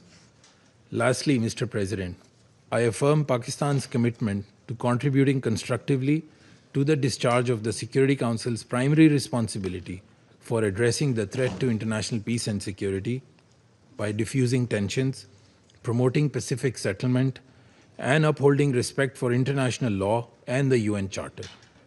Peace and stability of Venezuela and the welfare and prosperity of its people, with full ownership, must be the overriding objective of all efforts. I thank you. I thank the representative of Pakistan for the statement and now give the floor to the representative of Greece. Thank you, Mr. President. At the outset, I would like to congratulate Somalia for assuming the presidency of the Council for the month of January, and I would like to welcome the newly elected members joining the Council. I would also like to thank USG DiCarlo for her briefing on behalf of the Secretary General, as well as Mr. Sachs and Ms. de Freitas for their remarks. Mr. President, Greece is closely monitoring developments in Venezuela. We urge all actors to exercise maximum restraint and to refrain from actions that would deepen the crisis and undermine prospects for peace and stability. Greece reiterates that the Charter of the United Nations and international law, including human rights law, must always be respected. We also recall the obligation of all parties to protect civilians, especially in times of heightened tensions. Greece shares the priority of combating transnational organized crime and drug trafficking, which pose a significant security threat worldwide. We reiterate that these challenges should be addressed through sustained cooperation in full respect of international law. Mr. President, Greece firmly believes that dialogue and diplomacy are the only viable tools for a peaceful transition and a sustainable resolution of the crisis. We join the Secretary General in encouraging all actors in Venezuela to engage in inclusive and meaningful dialogue in full respect of human rights, democratic principles, and the rule of law. We have long been clear that Nicolás Maduro's and illegitimate president's claim to power lacks legitimacy. Greece has not recognized the results of the rigged elections of July 28, 2024, and has always supported initiatives aimed at achieving a democratic solution for Venezuela. We stand firmly with the people of Venezuela in their pursuit of a democratic future, and we express the hope that the recent events will lead to this effect. The voices of all Venezuelans need to be heard, and they deserve governance that reflects their will through peaceful and inclusive processes.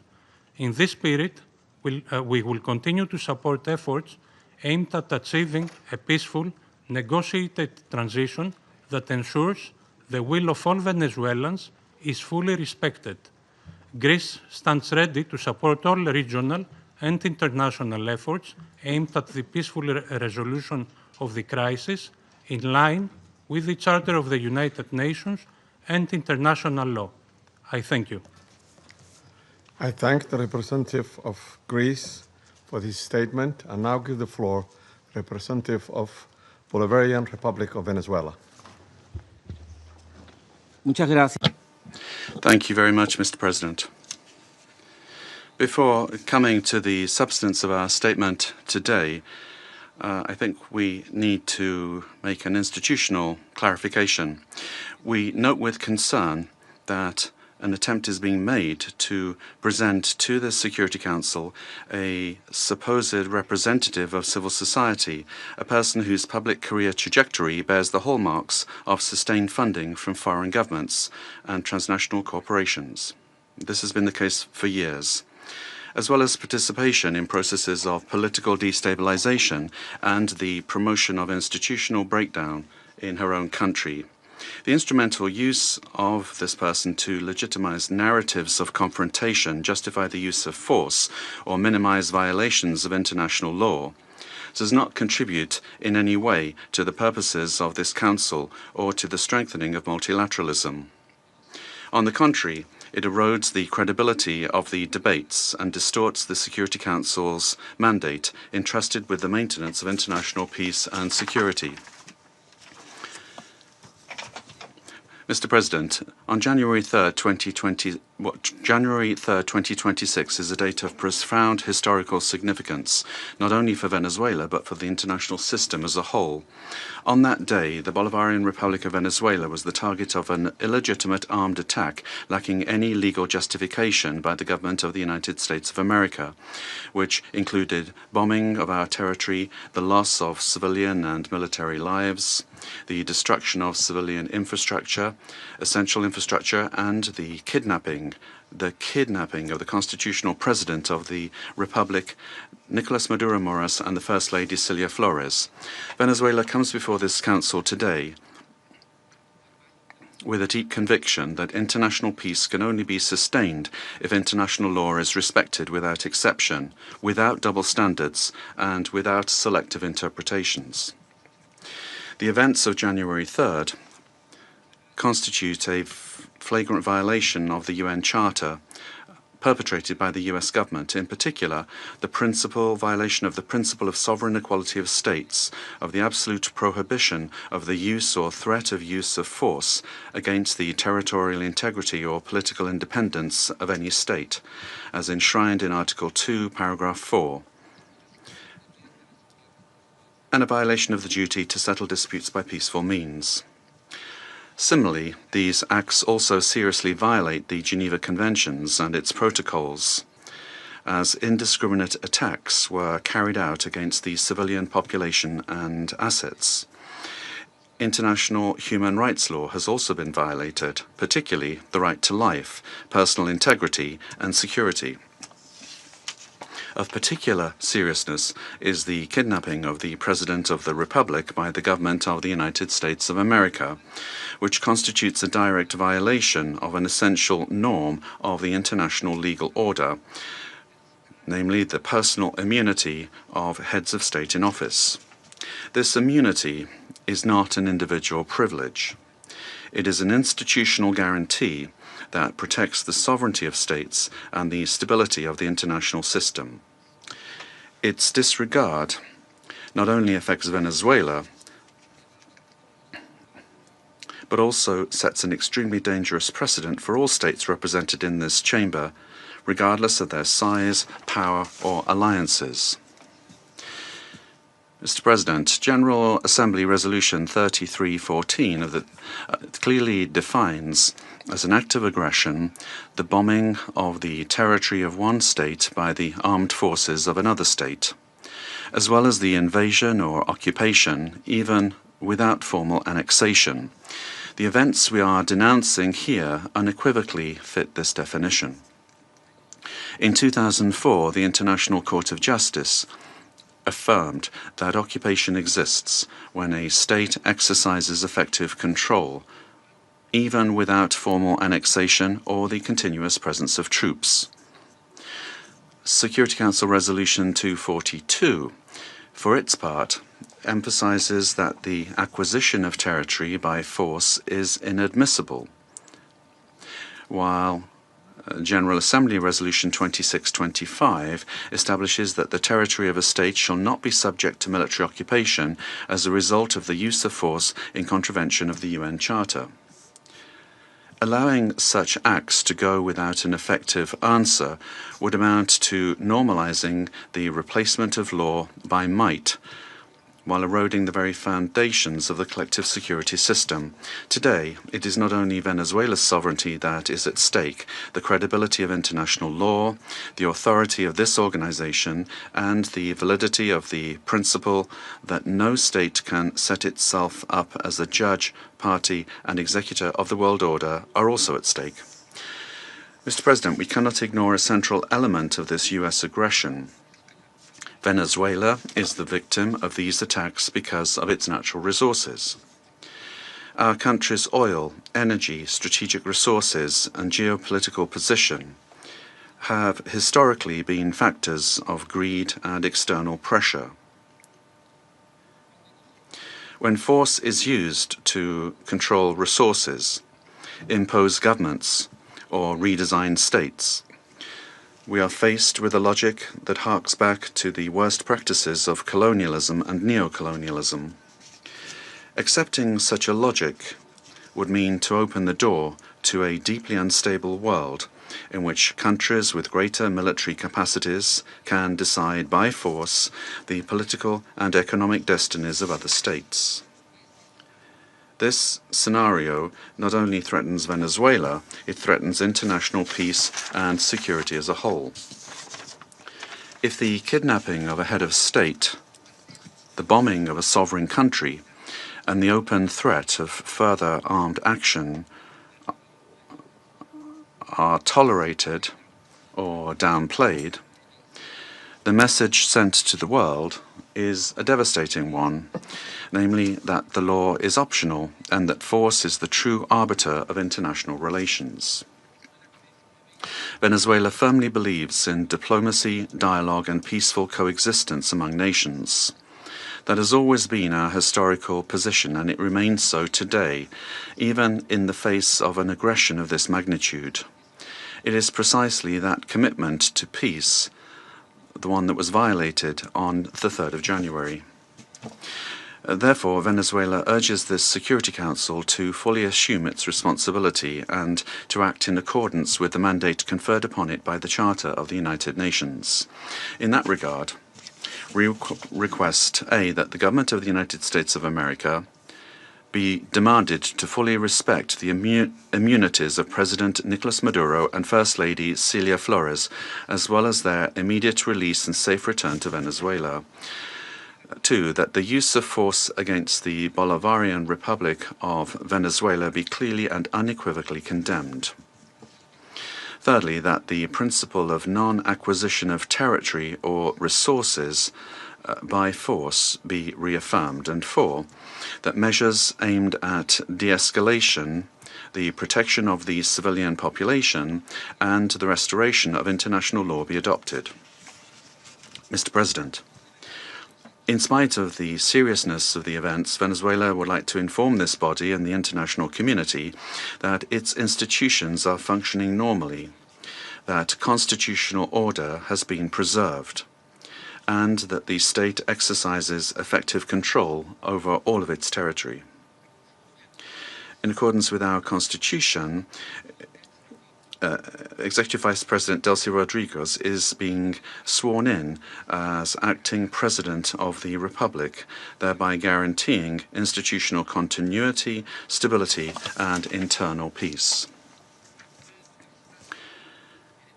We wish to convey a message of serenity, confidence, and hope to the Venezuelan people. Venezuela is a nation that believes in peace, work, and dignity. Our commitment is to diplomacy and law, and the law is firm and unwavering.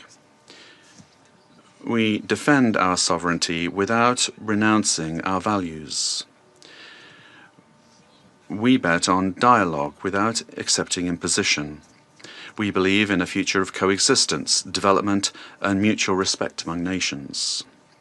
We trust that this Security Council will rise to the historic moment facing humanity and choose the path of legality, collective responsibility, and peace. Thank you very much, Mr. President.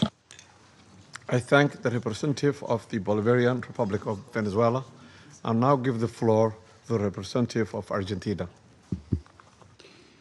Buenos días. Good morning, and thank you very much, Mr. President.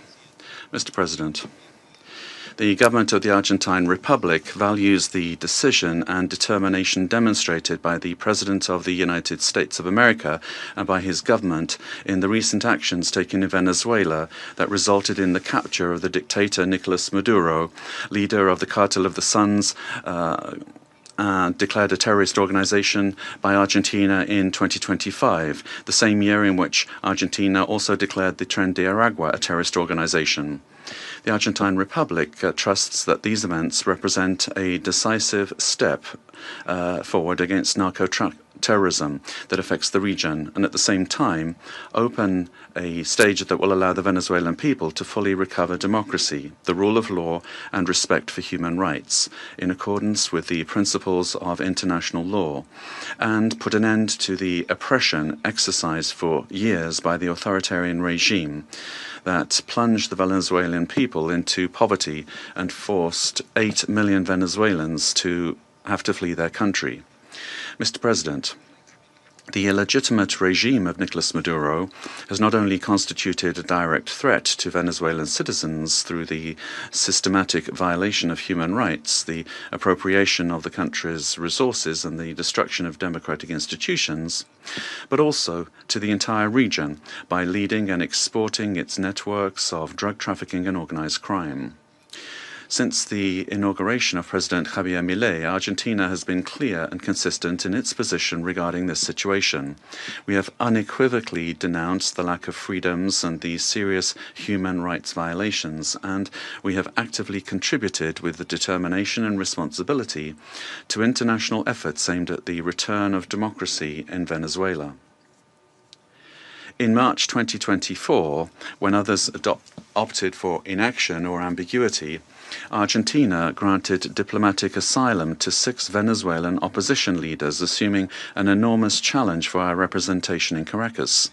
Subsequently, after denouncing the fraudulent nature of the result announced in the 28 July 2024 elections and recognizing Edmundo González Urrutia as president-elect, Argentina was expelled from Venezuela. Our embassy, where the asylum seekers remained, was subject to a permanent siege.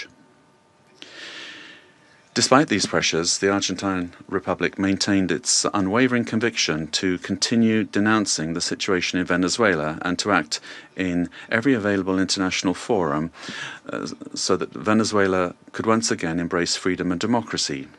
Mr. President, this is not the first time that Argentina has addressed this Security Council regarding the situation in Venezuela. On the 23rd of December last, we expressed our deep concern over institutional and humanitarian deteriorating situation, noting the effects of the illegitimate regime of Nicolás Maduro transcended the domestic sphere and negatively affected regional stability, constituting a concrete threat to hemispheric security. In the same vein, President Milei stated at the Mercosur summit that Argentina welcomed the pressure from the United States aimed at freeing the Venezuelan people. Today, the international community faces a new scenario that poses a dual challenge: to support a genuine democratic transition in Venezuela and to contribute to the lasting restoration of peace and security in our region. Faced with both challenges, the Argentine Republic stands ready and willing to cooperate. We reaffirm our firm commitment to the full restoration of institutional normalcy and the rule of law in Venezuela, always safeguarding the freedom, human dignity, and prosperity of the brotherly Venezuelan people, as well as our determination to continue fighting against the scourge of narco-terrorism and those who contribute to its financing. The process that begins today requires the firm and coordinated commitment of all those countries that have accompanied the Venezuelan people in their long struggle, so that Venezuela can leave behind more than 2 decades of political, humanitarian, and social crisis, and can finally be reunited with freedom, democracy, respect for human rights, and economic prosperity. Mr. President, finally, the Argentine Republic requests that the authorities responsible for administering the transition in Venezuela contribute to the immediate release of the Argentine citizen Nahuel Gallo, who has been in a situation of enforced disappearance since the 8th of December 2024, in clear violation of his human rights, and that his prompt and safe return to our country be guaranteed. Thank you. I thank the representative of Argentina and now give the floor to the representative of Chile. Thank you, Mr. President. Chile would like to thank Somalia for convening this informational briefing under the item Threats to International Peace and Security. We'd also like to thank Madam Rosemary DiCarlo, USG for Political and Peacebuilding Affairs, as well as the briefings from Mr. Jeffrey Sachs and Ms. Mercedes de Freitas. President, Chile would like to express our deep concern and firm condemnation of the unilateral military action taken by the United States in the territory of the Bolivarian Republic of Venezuela.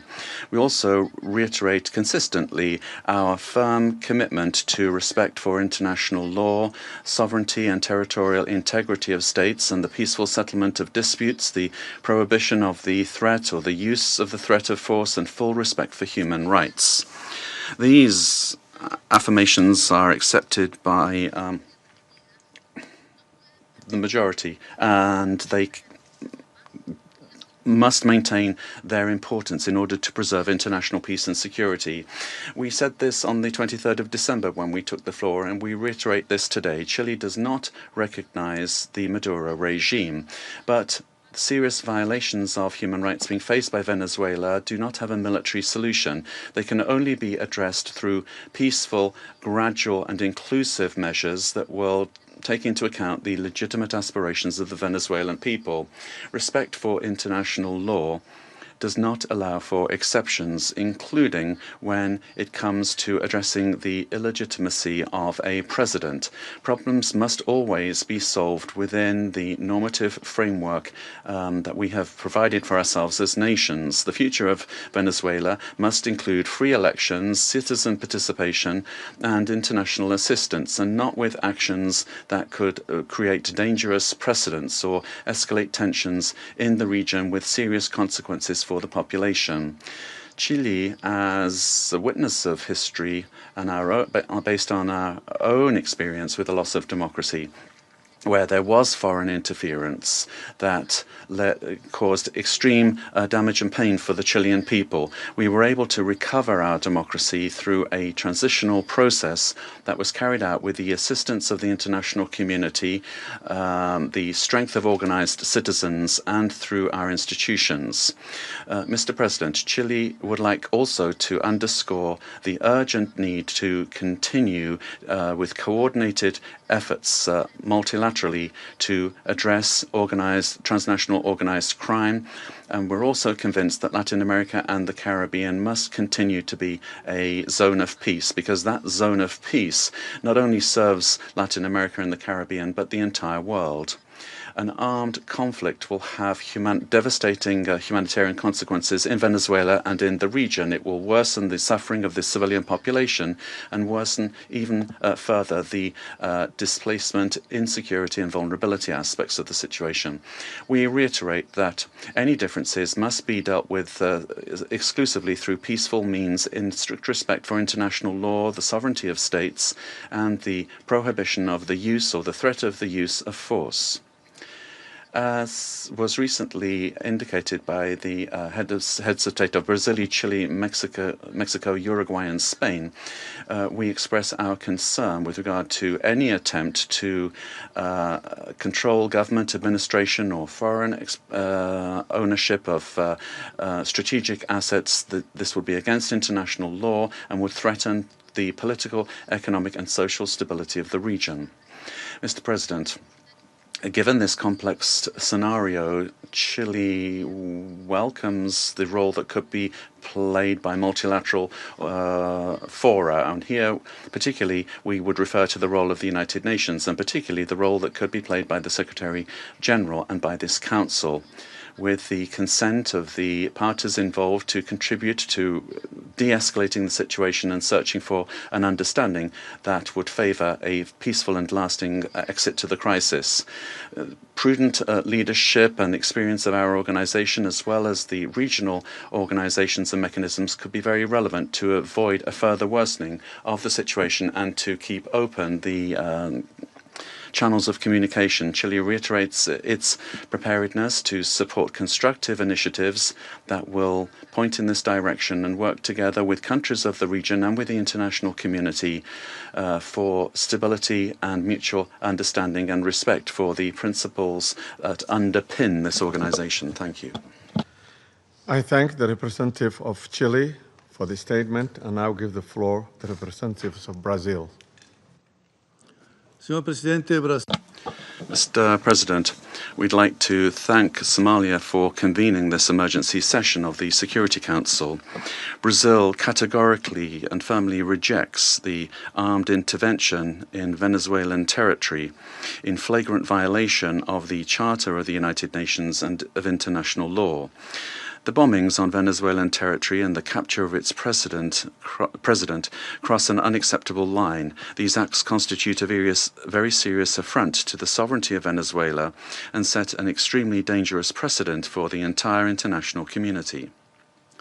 The Charter of the United Nations establishes as a pillar of the international order the prohibition of the use of force against the territorial integrity or political independence of any state, except in the circumstances strictly provided for therein. The acceptance of actions of this nature would inexorably lead to a scenario marked by violence, disorder, and the erosion of multilateralism, to the detriment of international law and institutions. The effects of the weakening of international governance and cooperation mechanisms are already evident.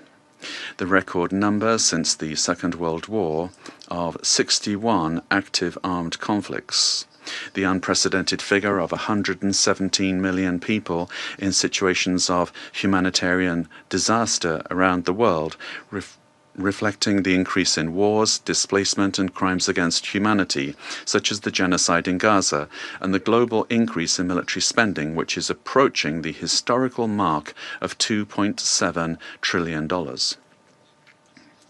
As Brazil has reiterated on numerous occasions, the norms that govern coexistence among states are mandatory and universal. They do not admit exceptions based on ideological, geopolitical, political, economic, or any other kind of interests or projects.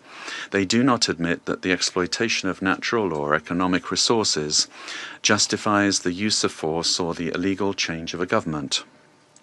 The multipolar world of the 21st century, which promotes peace and prosperity, must not be confused with spheres of influence. We cannot accept the argument that the end justifies the means. This reasoning lacks legitimacy and opens the possibility of granting the strongest the right to define what is just or unjust, what is right or wrong, and even to ignore national sovereignties, imposing the decisions to be taken by the weakest. Latin America and the Caribbean have made peace a conscious, lasting, and irreversible choice. The resort to force in our region evokes chapters of history that we believed we'd left behind us and endangers the collective effort to preserve the region as a zone of peace and cooperation, free of armed conflicts, respectful of international law and the principle of non-intervention. Armed interventions in the past have had profoundly negative and lasting consequences. Contrary to freedom and democracy, those interventions produced authoritarian regimes and serious violations of human rights, leaving as a lamentable result thousands of dead, political prisoners, tortured persons and disappeared persons whose families still today search for their loved ones as well as justice and reparation. For the first time in South America, a profoundly alarming event has occurred. An external armed aggression with the deployment of troops and bombings in a neighbouring country contiguous with Brazil, with which we share more than 2,000 kilometres of border. Mr. President, South America is a zone of peace. I insist upon that. We have upheld and will uphold with full determination peace and non-intervention in our region. Furthermore, Brazil does not believe that the solution to the situation in Venezuela lies in the creation of protectorates in the country, but rather in solutions that respect the self-determination of the Venezuelan people within the framework of its constitution. The events of January 3rd transcend the regional sphere. The attack on the sovereignty of any country, regardless of the direction of its government, affects the entire international community. This and other cases of armed intervention against the sovereignty of a country, its territorial integrity, or its institutions must be vehemently condemned. It is up to this Council to assume its responsibility and react with determination, clarity, and obedience to international law in order to prevent the law of force from prevailing over the force of law. Brazil trusts that the future of Venezuela will be built by the Venezuelan people through dialogue, without external interference, and within the framework of international law. Thank you. For Brazil, for the statement, and now give the floor to the representative of Mexico. Mr. President, thank you for having convened this emergency meeting of the Council. The government of Mexico has already made its position clear with regard to our condemnation of the military aggression of January 3rd against targets in the territory of Venezuela, in clear violation of Article 2 of the Charter of the United Nations. These actions must not be allowed, as they constitute a severe blow to the Charter and to multilateralism. Mexico would like to clarify the following points. 4 points. Number 1, the prohibition of the threat or the use of force against the sovereignty, territorial integrity, or political independence of any state is the foundation of international law, regardless of the country or the government involved. 2, rhetoric pointing towards the escalation or expansion of military actions, including to other countries in our region, threatens regional stability. 3, the Security Council has the responsibility and, above all, it has the obligation to act decisively and without double standards in the face of serious violations of the Charter, and to restore international peace and security in strict adherence to the provisions of Article 24 and observing Article 27.3. 4. It is for sovereign peoples to decide their destiny and to find peaceful, democratic, and negotiated solutions to their political differences within a framework of unrestricted respect for human rights. Regime change by external actors and the application of extraterritorial measures are not only acts contrary to international law, but historically, all they've done is exacerbate conflicts and weakened the social and political fabric of nations. Mr. President, esteemed colleagues, despite the political differences among our governments, Latin America and the Caribbean has been forged as a zone of peace.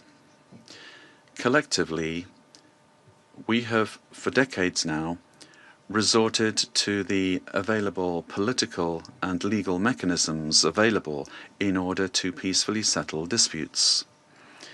The current violation of this fragile balance gravely endangers the political stability and the security of the region, as well as the well-being of our peoples.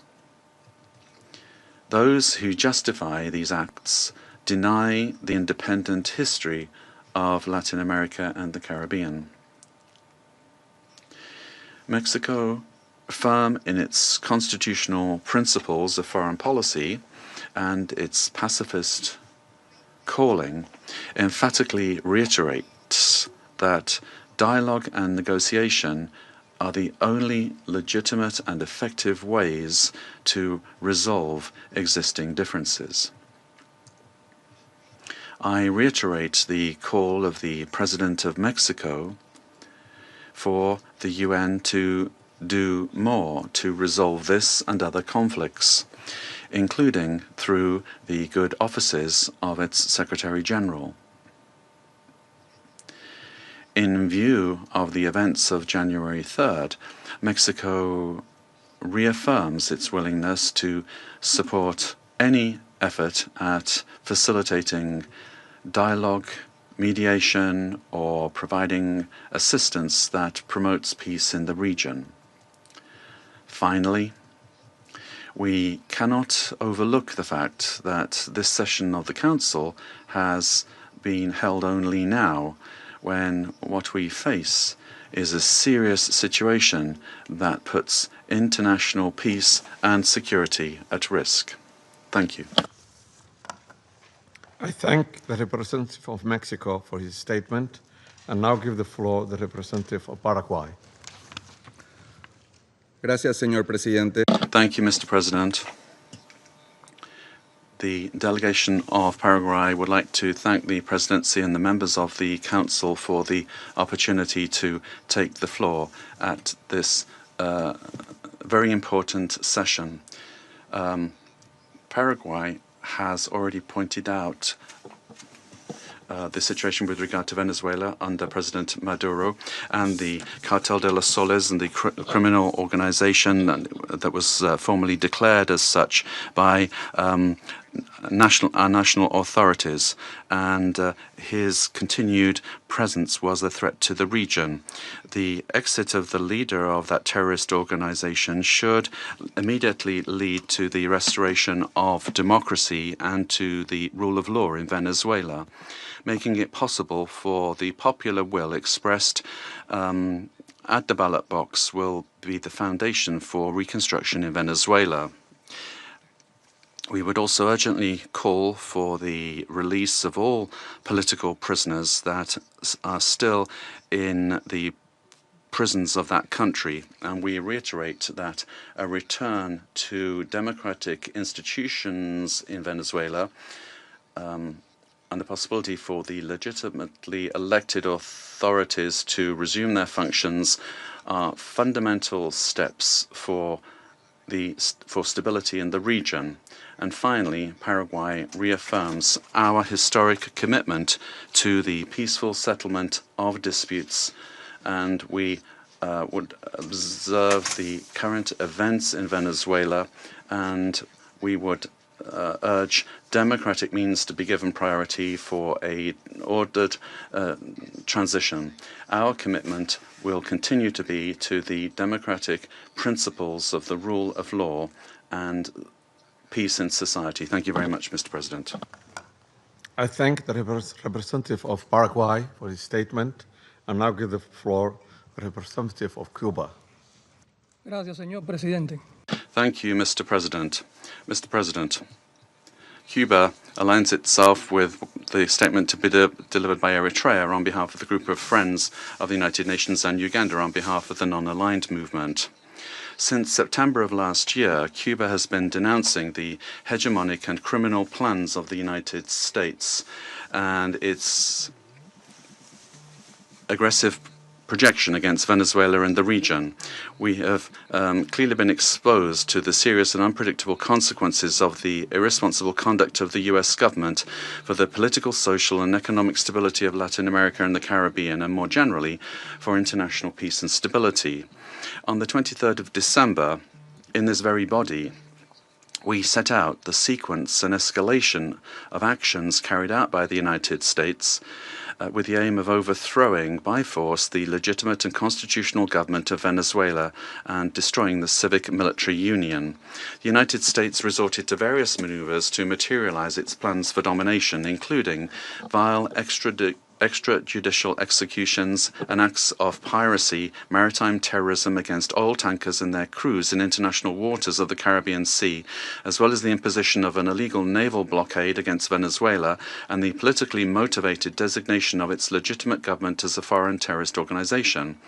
Previously, it had subjected that country to prolonged unilateral coercive measures, economic asphyxiation, smear campaigns, and attacks against some of its important institutions, exposing it to a cruel psychological war. With absolute disrespect for the Charter of the United Nations and international law, including relevant resolutions adopted by this Council and by the General Assembly, on January the 3rd, United States military forces attacked Venezuela with total brutality and treachery, and in an unacceptable and barbaric act kidnapped its legitimate president, Nicolás Maduro, and his companion, Cilia Flores. Cuba condemns in the strongest terms the military aggression of the United States against Venezuela, while categorically reiterating its absolute support and solidarity with the Venezuelan people, and joins the demand that the government of the United States release the constitutional president, Nicolás Maduro Moros, and his companion, Cilia Flores. In the criminal attack perpetrated by the United States, 32 Cubans lost their lives in combat actions. They were carrying out missions on behalf of the Revolutionary Armed Forces and the Ministry of the Interior at the request of counterpart bodies of that country. Our compatriots honorably fulfilled their duty and fell after fierce resistance in direct combat against the attackers or as a result of the bombings of the facilities. Through their heroic actions, they upheld the solidarity sentiments of millions of our compatriots. Mr. President, the cowardly U.S. aggression against Venezuela is a criminal act in violation of international law and the UN Charter. It constitutes a dangerous escalation of the sustained war campaign waged for years by the United States against that sister nation, which intensified since September 2025 with the aggressive naval deployment in the Caribbean Sea under mendacious pretexts and unfounded accusations without any evidence whatsoever. The U.S. military attack against Venezuela has no justification whatsoever. It does not respond to any provocation, nor does it possess legitimacy. It is based on the aberrant doctrine of peace through force and undermines the stability and peace that have characterized our Latin American and Caribbean region for years. It seeks to promote a change in the constitutional order of the Bolivarian Republic of Venezuela, freely chosen by its people. Its ultimate objective is not the false narrative of combating drug trafficking, but control over Venezuela's land and natural resources, as has been openly and shamelessly declared by President Trump and his Secretary of State. This is an imperialist and fascist aggression with objectives of domination that seeks to revive the U.S. hegemonic ambitions over our America, anchored in the outdated Monroe Doctrine. It also seeks to intimidate and subjugate the governments of Latin America and the Caribbean. Cuba calls for an urgent reaction from the international community against this criminal attack on Venezuela, a peaceful nation that has not attacked the United States or any other country. We call on all governments, parliaments, social movements, and peoples of the world to condemn the U.S. military aggression against Venezuela and to confront this act of state terrorism that threatens international peace and security and seeks to impose a new doctrine of U.S. imperialist domination in Latin America and the Caribbean and in the world. Mr. President, the recent statements about imperialist plans to steer Venezuela toward a supposed safe, appropriate and prudent transition are totally unacceptable. In the U.S. vision of domination, this means imposing a puppet government functional to its predatory goals, particularly unrestricted access to and plundering of natural resources that, by right, belong to the Venezuelan people. Determining the destiny of Venezuela is an exclusive right of its people, without external interference. If the U.S. government, lacking any moral authority whatsoever, truly cared about the peace, freedom and justice of Venezuelan men and women, it would not have bombed that territory with absolute disregard for the lives, sovereignty and territorial integrity of that nation. I conclude by reaffirming our unwavering adherence to the proclamation of Latin America and the Caribbean as a zone of peace, and by calling for action with the firmness and determination that current circumstances demand, always in defense of international law and of a future of peace for all the peoples of our America and of the world. Thank you. I thank the representative of Cuba for the statement and now give the floor to the representative of Nicaragua. Muchas gracias. Thank you very much, Mr. President. Latin America and the Caribbean is a zone of peace, declared by the Community of Latin American and Caribbean States, CELAC, on behalf of all of the peoples and governments of our region. This zone of peace must be fully respected by all governments of the world without exception, and in particular by the members of this Security Council responsible for international peace and security. This decision, these desires and aspirations of our peoples, are a noble contribution to world peace, to international law, and to the United Nations Charter. Mr. President, Nicaragua supports what was expressed by the interim president of Venezuela, Delcy Rodriguez, calling for the immediate release of the constitutional and legitimate president of Venezuela, Nicolás Maduro Moros, and the first fighter of the country, Cilia Flores.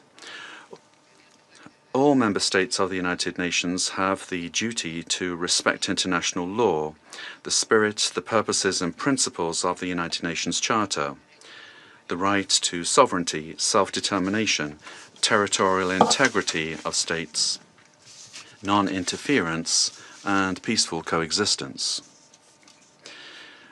The Venezuelan people are a dignified people, the people of Bolivar, of Chavez, and of Maduro, and they have never bowed the knee.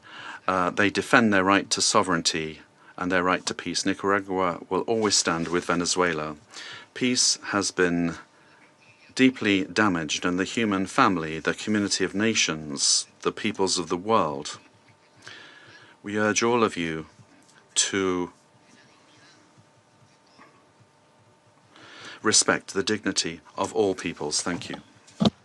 I thank the representative of Nicaragua for the statement and now give the floor the representative of Trinidad and Tobago. Thank you, Mr. President. The delegation of Trinidad and Tobago thanks the Security Council for convening this urgent meeting following the recent developments in the Bolivarian Republic of Venezuela. My delegation addresses this council today as a Caribbean nation, a neighbor of Venezuela, and a long-standing advocate for peaceful coexistence and the rule of law. The government of Trinidad and Tobago has taken note of the military operations undertaken by the United States in Venezuela. We remain committed to cooperative efforts led by the United States to disrupt and dismantle networks that enable transnational crime across the Americas, whose activities have had debilitating effects on the security and stability of the region. Trinidad and Tobago remains steadfast in its support of the United States of America's initiatives that strengthen regional security, reinforce the rule of law, and safeguard the well-being of our societies, the Americas. The government of Trinidad and Tobago, while valuing its long-standing and robust partnership with the United States, remains equally committed to maintaining a constructive and respectful relationship with the Bolivarian Republic of Venezuela and continues to uphold peaceful relations with the people of Venezuela. The delegation of Trinidad and Tobago wishes to underscore its long-standing relationship with both the United States and Venezuela and stands ready to work collaboratively with all partners who share the aspiration of a safer, more prosperous and stable hemisphere. Mr. President, I thank you. I thank the representative of Trinidad and Tobago and now give the floor to the representative of Spain. Mr. President, at the outset, allow me to congratulate you on assuming the monthly presidency of the United Nations Security Council and wish you every success in the discharge of your duties. I thank you for convening this important meeting, and I also extend my thanks to the Under-Secretary General and Head of Political and Peacebuilding Affairs of the United Nations, Madam Rosemary DiCarlo. Thank her for the information provided today. Spain would like to express our profound concern about what's happened in Venezuela. And as the Secretary General of the United Nations has noted, it constitutes a very worrying precedent with implications for the region and for the world. Respect for the principles of the Charter of the United Nations, particularly the sovereignty and territorial integrity of states and the prohibition of the use or the threat of use of force, is indispensable to ensure international coexistence. Spain defends the validity of an international order that is rules-based, where it is imperative, as set out in Article 2.3 of the Charter, to pursue the peaceful settlement of disputes. We consider that these actions constitute a very troubling precedent for regional peace and security, and we recall that the natural resources of a country are part of its sovereignty. We share the view that the fight against organized crime in the region is a priority, but that fight can only be waged through international cooperation. We also share the view that it is a priority to defend human rights and fundamental freedoms in Venezuela. Spain seeks to work for peace, stability, democracy, progress, and social justice, and that cannot be imposed by force. It can only come through broad dialogue among Venezuelans, leading to a peaceful and democratic Venezuelan solution. It must be the voice of the Venezuelan people that determines the destiny of Venezuela. Spain did not recognize the results of the most recent elections held in Venezuela in July 2024 and has been unequivocal in condemning any violations and threats to human rights. We have provided protection to opposition leaders who have been persecuted and have expressed firm rejection of any undemocratic conduct and abuses against the citizenry, but such condemnation can only be exercised with full respect for international law. Spain will work to unite Venezuelans men and women, and is committed to dialogue and peace because force never brings more democracy. Thank you, Mr. President. I thank the representative of Spain, and I now give the floor to the representative of South Africa. Thank you, Mr. President. We wish to congratulate the Federal Republic of Somalia for assuming the rotating presidency of the United Nations Security Council for the month of January, and wish you and your delegation all the best in the execution of your responsibilities.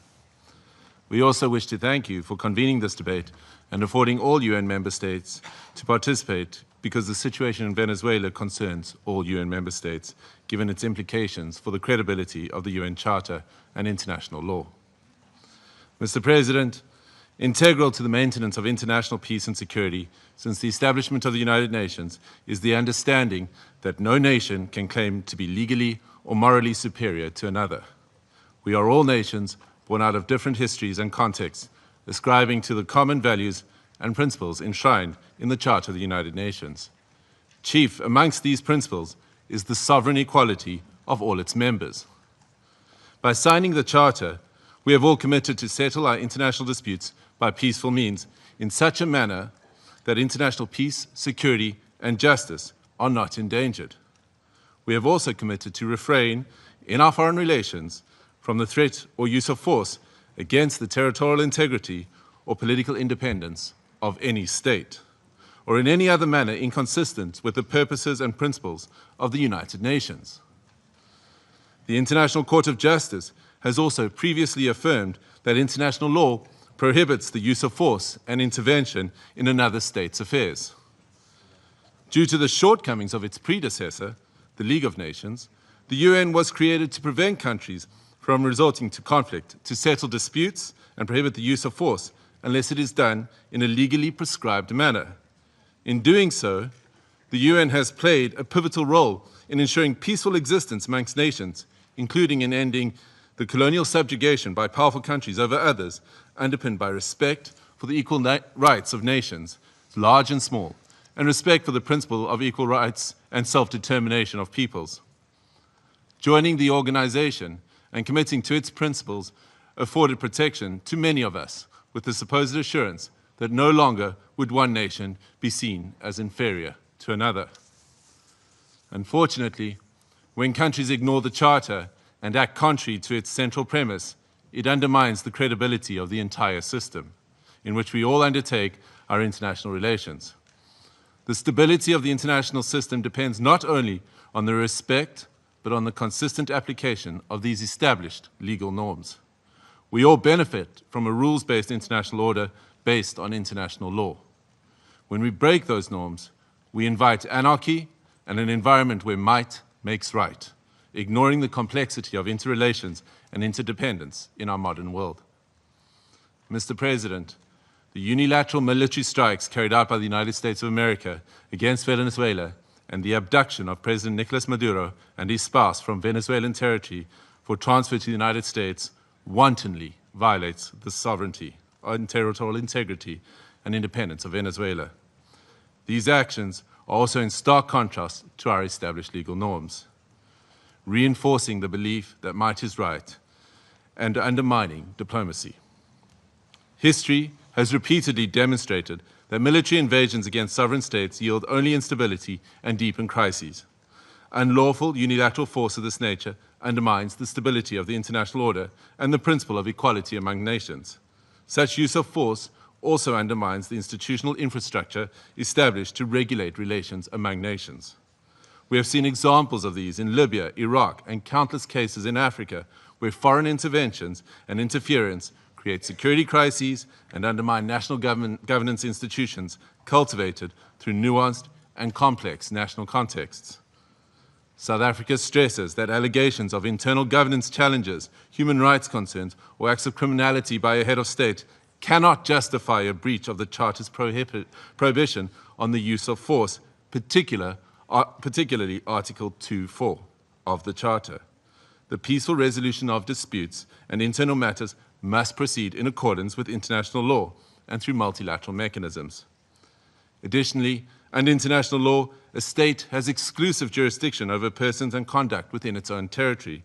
Any enforcement of domestic law, including arrest, by one state within the territory of another state without the state's consent is an unlawful violation of sovereignty. There are recourse mechanisms at the disposal of states to implement international law. This includes taking action by bringing a case before the International Court of Justice or seeking action from the Security Council. We note the statement issued by a group of concerned countries, mainly those in the Latin American region, most affected by the developments in Venezuela, which reiterates that the situation in Venezuela must be resolved exclusively through peaceful means, through dialogue, negotiation, and respect for the will of the Venezuelan people in all its expressions, without external interference and in accordance with international law. Mr. President, each one of our countries, including our peoples, that are members of this organization and that are bound to its charters, have the right to determine our own democratic and political path. This inherent charter-given right to self-determination cannot and should not be abrogated. If we do not stand up for the sovereign rights of any nations or states when they are undermined and wantonly violated, then which one of us are safe or are guaranteed protection by the principles of the Charter and international law? Failure to act decisively against such violations is a tantamount to inviting anarchy and normalizing the use of force and military might as the main form of discourse in international politics. This would be a regression into a world preceding the United Nations, a world that gave us two brutal world wars, and an international system prone to severe structural instability and lawlessness. We cannot afford to proceed into a complex future without the stability and protection afforded by international law. I thank you. I thank the representative of South Africa for his statement, and I now give the floor to the representative of Eritrea. Thank you, Mr. President. Allow me at the onset to congratulate Your Excellency and the government of the Federal Republic of Somalia on assuming the presidency of the Security Council for the month of January. We also extend our congratulations to Bahrain, Colombia, the Democratic Republic of Congo, Liberia, and Latvia on their election to the Security Council. As this is the first Security Council meeting of the year, allow me to pay tribute to the outgoing members, Algeria, Guyana, the Republic of Korea, Sierra Leone, and Slovenia, for their dedicated service and diligent work throughout the tenure of the Council. I read this statement on behalf of the Group of Friends in Defense of the United Nations Charter.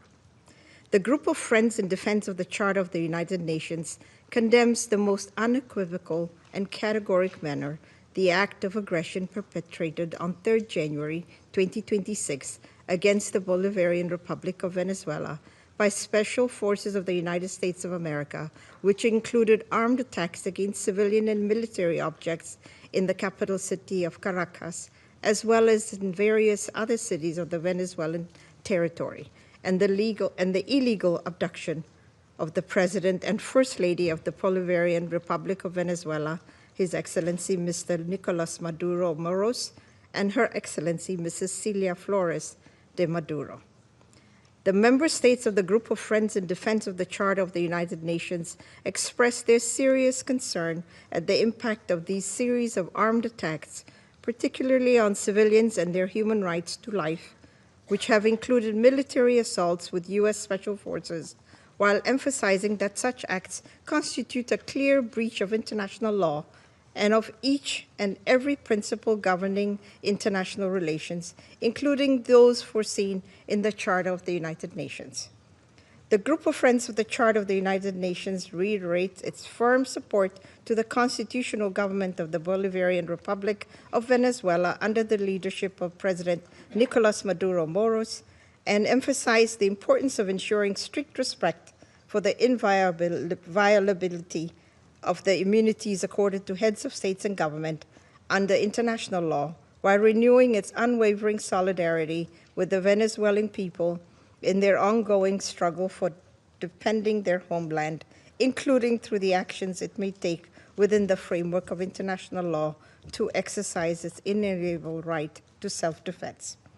The member states of the Group of Friends in Defense of the Charter of the United Nations demand for the immediate cessation of all hostilities against the Bolivarian Republic of Venezuela, for the full respect for the sovereignty, territorial integrity, political independence, and inalienable right to self-determination of the Bolivarian Republic of Venezuela, for the immediate return of President Nicolás Maduro and First Lady Cilia Flores de Maduro to the Venezuelan national territory, and for those responsible for these acts of aggression to be held accountable.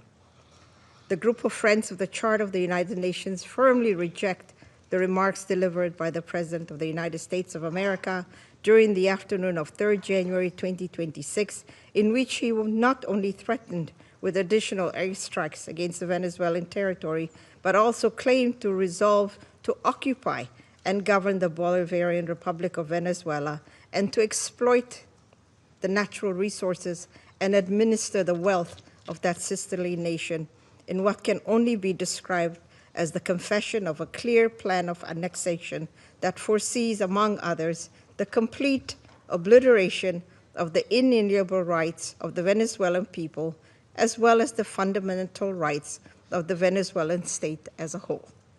The member states of the Group of Friends of the Defense of the Charter of the United Nations call on all relevant international bodies, including the Security Council and the General Assembly of the United Nations, to swiftly mobilize in order to uphold the purposes and principles enshrined in the Charter of the United Nations, and to urgently take appropriate measures to avoid further escalation of the situation on the ground, particularly additional acts of aggression against the sovereignty and territorial integrity of the Bolivarian Republic of Venezuela, and preserve both regional and international peace and security.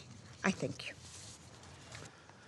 I thank the representative of Eritrea for her statement, and I now give the floor to the representative of Islamic Republic of Iran. Thank you.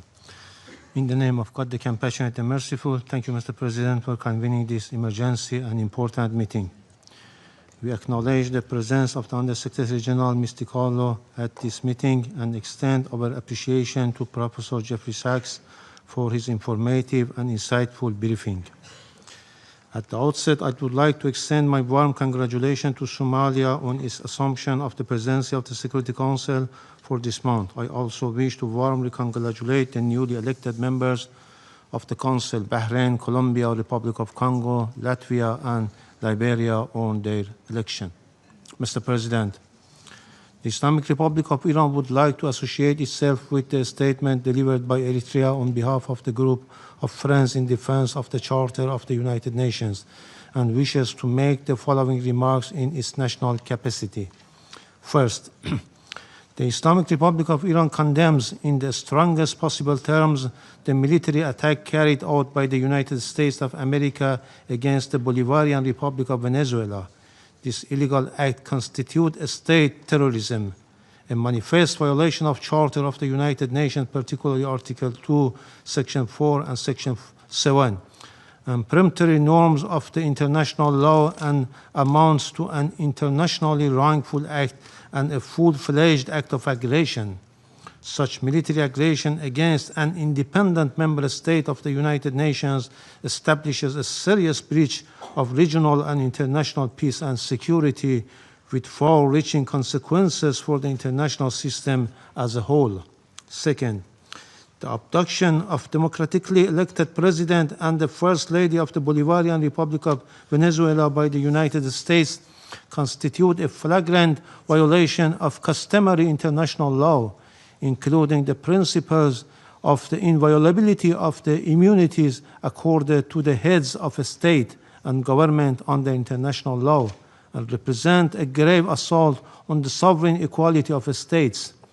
The Islamic Republic of Iran recalls Venezuela's inherent right to self-defense and underscores the legal responsibility of the United Nations, in particular the Security Council, to take immediate measures to halt this unlawful aggression and to ensure accountability for all those responsible. Iran also affirms its full support for the people and legitimately elected government of the Bolivarian Republic of Venezuela. Third, The United States is openly seeking to substitute its domestic law for international law and the Charter of the United Nations. This represents a serious warning to the international community and to all member states. Such unlawful conduct strikes at the very foundations of the Charter-based international legal order and establishes a dangerous precedent that must be categorically and unequivocally rejected. The so-called declared U.S. policy of peace through strength prescribed the law of the jungle and the rule of force instead of rule of law, and if tolerated and normalized, would render the collective security system established by the Charter ineffective and devoid of purpose. Fourth, the continued inaction and paralysis of the Security Council in the face of the explicit threat and act of aggression by the United States have fostered a dangerous climate of impunity. It has emboldened the United States to persist in unlawful conduct that poses a grave threat to regional and international peace and security.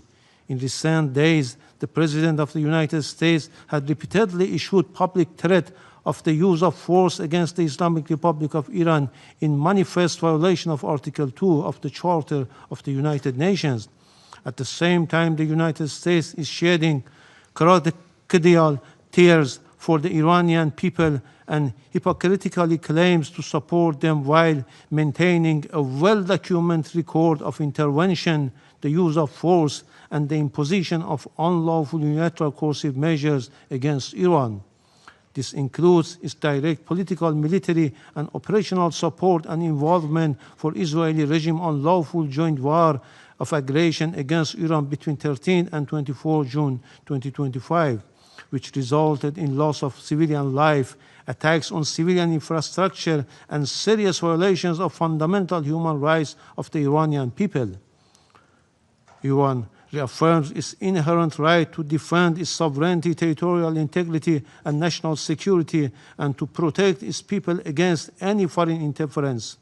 The United States of America will bear full responsibility for consequences arising from its unlawful threats and any ensuing escalation. Finally, we unequivocally reject the baseless allegation and unwarranted reference made to Iran by the representative of the United States at this meeting. The facts on the ground are clear, speak loudly for themselves, and cannot be concealed by political rhetoric or manufactured narrative. I thank you. I thank the representative of Islamic Republic of Iran and now give the floor to the representative of Uganda. Thank you, Mr. President. I have the honor to deliver this statement on behalf of the Non-Aligned Movement, NAM, representing 121 member states united by the shared principle of respect for the sovereignty and territorial integrity of all nations. The Coordinating Bureau of the Non-Aligned Movement, NAM, categorically condemns the act of aggression perpetuated by the United States of America against the Bolivian Republic of Venezuela since the early hours of 3rd January 2026, which included armed attacks against civilian and military locations in the capital city of Caracas, as well as in various other cities of the Venezuelan territory. The Coordinating Bureau of the Non-Aligned Movement notes that attacks in question, which blatantly violate the purposes and the principles enshrined in the Charter of the United Nations, as well as the norms of the international law, constitute an act of war against the Bolivian Republic of Venezuela that undermines both regional and international peace, security, and stability, while also threatening the very right to life of the Venezuelan people. Excuse me. The Coordinating Bureau of the Non-Aligned Movement demands the immediate cessation of all hostilities against the Bolivian Republic of Venezuela, the full respect of the sovereignty, territorial integrity, political independence, and inalienable rights to the self-determination of Bolivian Republic of Venezuela, and that those responsible for those ongoing acts of aggression to be held accountable. The Coordinating Bureau of the Non-Aligned Movement reaffirms the inviolability of the immunities accorded to the heads of states and government under international law, which constitute a fundamental pillar of sovereign equality, peace, coexistence, and stable international relations. These immunities, firmly rooted in customary international law and consistent with the purposes and principles of the Charter of the United Nations, must be respected universally without discrimination, and any actions or measures that undermine or selectively disregard them risk eroding multilateralism, destabilizing international relations, and weakening the international legal order. Excuse me. Mr. President, the Coordinating Bureau of the Non-Aligned Movement reiterates its full solidarity with the people and government of the Bolivarian Republic of Venezuela at this critical time, and insists that military solutions are not viable avenues for addressing any issues that may be of concern between members of the international community. I thank you, Mr. President. I thank the representative of Uganda for the statement.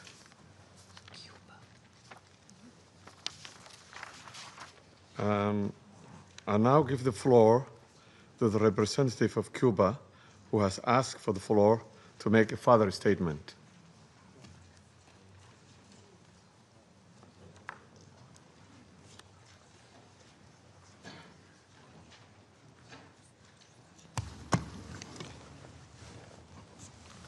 Gracias, señor presidente. Thank you, Mr. President. Mr. President, my delegation feels it must take the floor again to respond to the unfounded accusations formulated by the United States against Cuba. We are indignant that those that have led unilateral aggressions and systematic violations of international law pretend to judge other sovereign states with a totally immoral and irresponsible attitude lacking respect. We fundamentally reject the accusations that Cuba has intelligence assets in Venezuela.